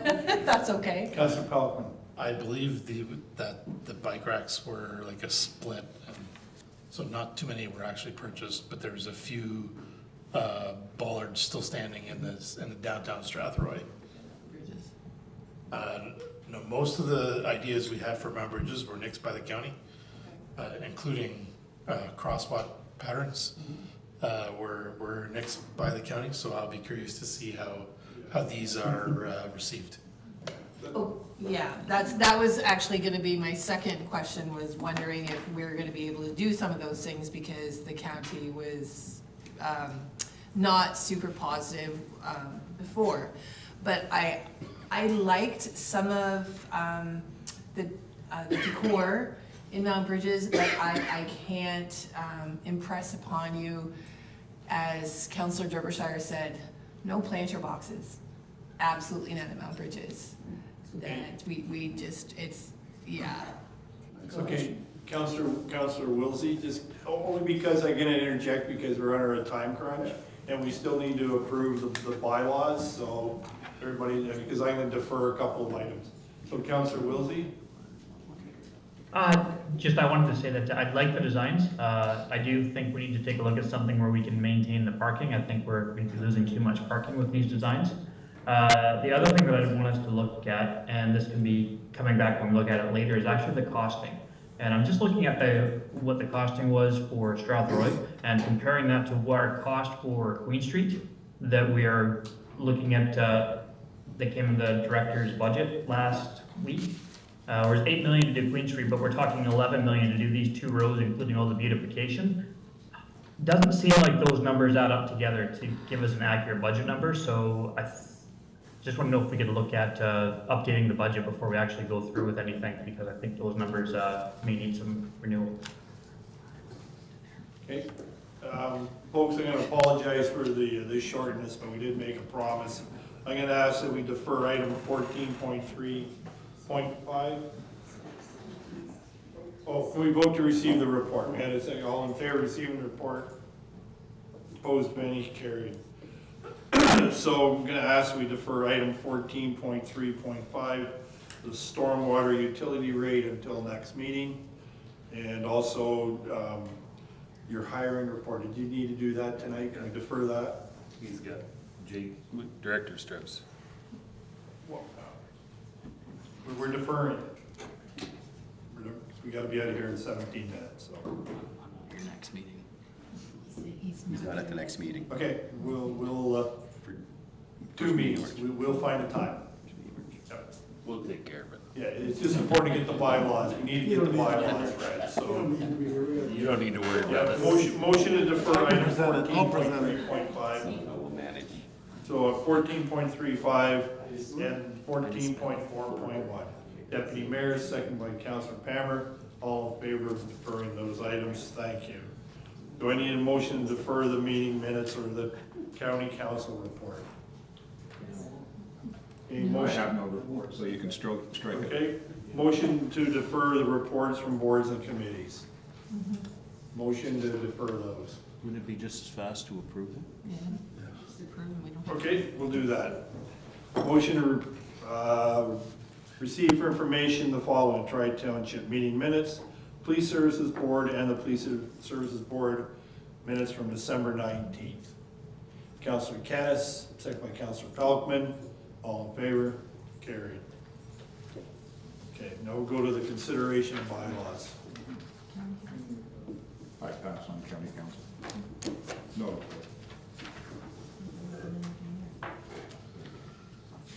Okay, the first bylaw for consideration this evening is bylaw number 224, being a bylaw to prescribe the height, description, and manner of building and maintaining fences. The recommendation is the bylaw receive first, second, and third, and final reading. Motion in front of you, the bylaw number 224, receive first, second, third, and final reading. Apologize for that. Someone bring the motion, Councillor Brennan, second by Councillor Kennis. Any questions? Okay, seeing no Fold. questions, all in favor, opposed if any, carried. Bylaw number 0724 is the next bylaw for consideration this evening, being a bylaw to provide for the construction of Strathroy-Crossing Drain 2023. The recommendation is that bylaw number 724 receive first and second reading. Motion that bylaw number 7-24 receive first and second reading only. Councillor Hippel, second by Councillor Kennis, all in favor, opposed if any, carried. Bylaw number 1124, being a bylaw to provide for the construction of the Welkie Drain 2023. The recommendation is that this bylaw receive first and second reading. Motion that bylaw number 11-24 receive first and second reading. Stand it up. Yep, you can stand, yep. Someone to bring the motion, Councillor Palmer, second by Councillor Pelkman, all in favor, carried. Bylaw number 1324 refers to the planning matter considered earlier this evening to remove the holding symbol from certain lands located in the municipality. This is the property that was formerly part of 599 Albert Street. The recommendation is that bylaw 1324 receive first, second, and third and final reading. Motion that bylaw number 13-24 receive first, second, third, and final reading. Someone to bring the motion, Councillor Kennis, second by the Deputy Mayor, all in favor? Carried. Next bylaw for consideration this evening is bylaw number 1424 regarding the, to exempt certain lands in the municipality of Strathroy-Caradoc from part lot control. This is regarding the Timberview part lot control repeal. The recommendation is that bylaw 1424 receive first, second, and third and final reading. Motion that bylaw number 14-24 receive first, second, third, and final reading. Someone bring the motion. Deputy Mayor, second. Councillor Kennis, all in favor, opposed if any, carried. And that's not on. Bylaw 1624 stems from the staff report considered earlier regarding fees and charges for services, activities, and use of property within the municipalities. So the recommendation is that bylaw 1624 receive first, second, and third and final reading. Motion that bylaw number 16-24 receive first, second, third, and final reading. Councillor Hippel, second by Councillor Kennis, all in favor, opposed if any, carried. And finally, this evening, bylaw number 1524, to confirm the proceedings of this evening's meeting of the Council of the Corporation of the Municipality of Strathroy-Caradoc. Recommendation is that bylaw 1524 receive first, second, and third and final reading. Motion that bylaw number 15-24 receive first, second, third, and final reading. Someone bring the motion. Councilor Brennan, second by the Deputy Mayor. All in favor? Carried. We still have 12 minutes. Anybody want to do inquiries and comments? I'm ahead. Motion to adjourn at 10:48. Deputy Mayor, second by Councilor Brennan twice. All in favor? Carried. Wait.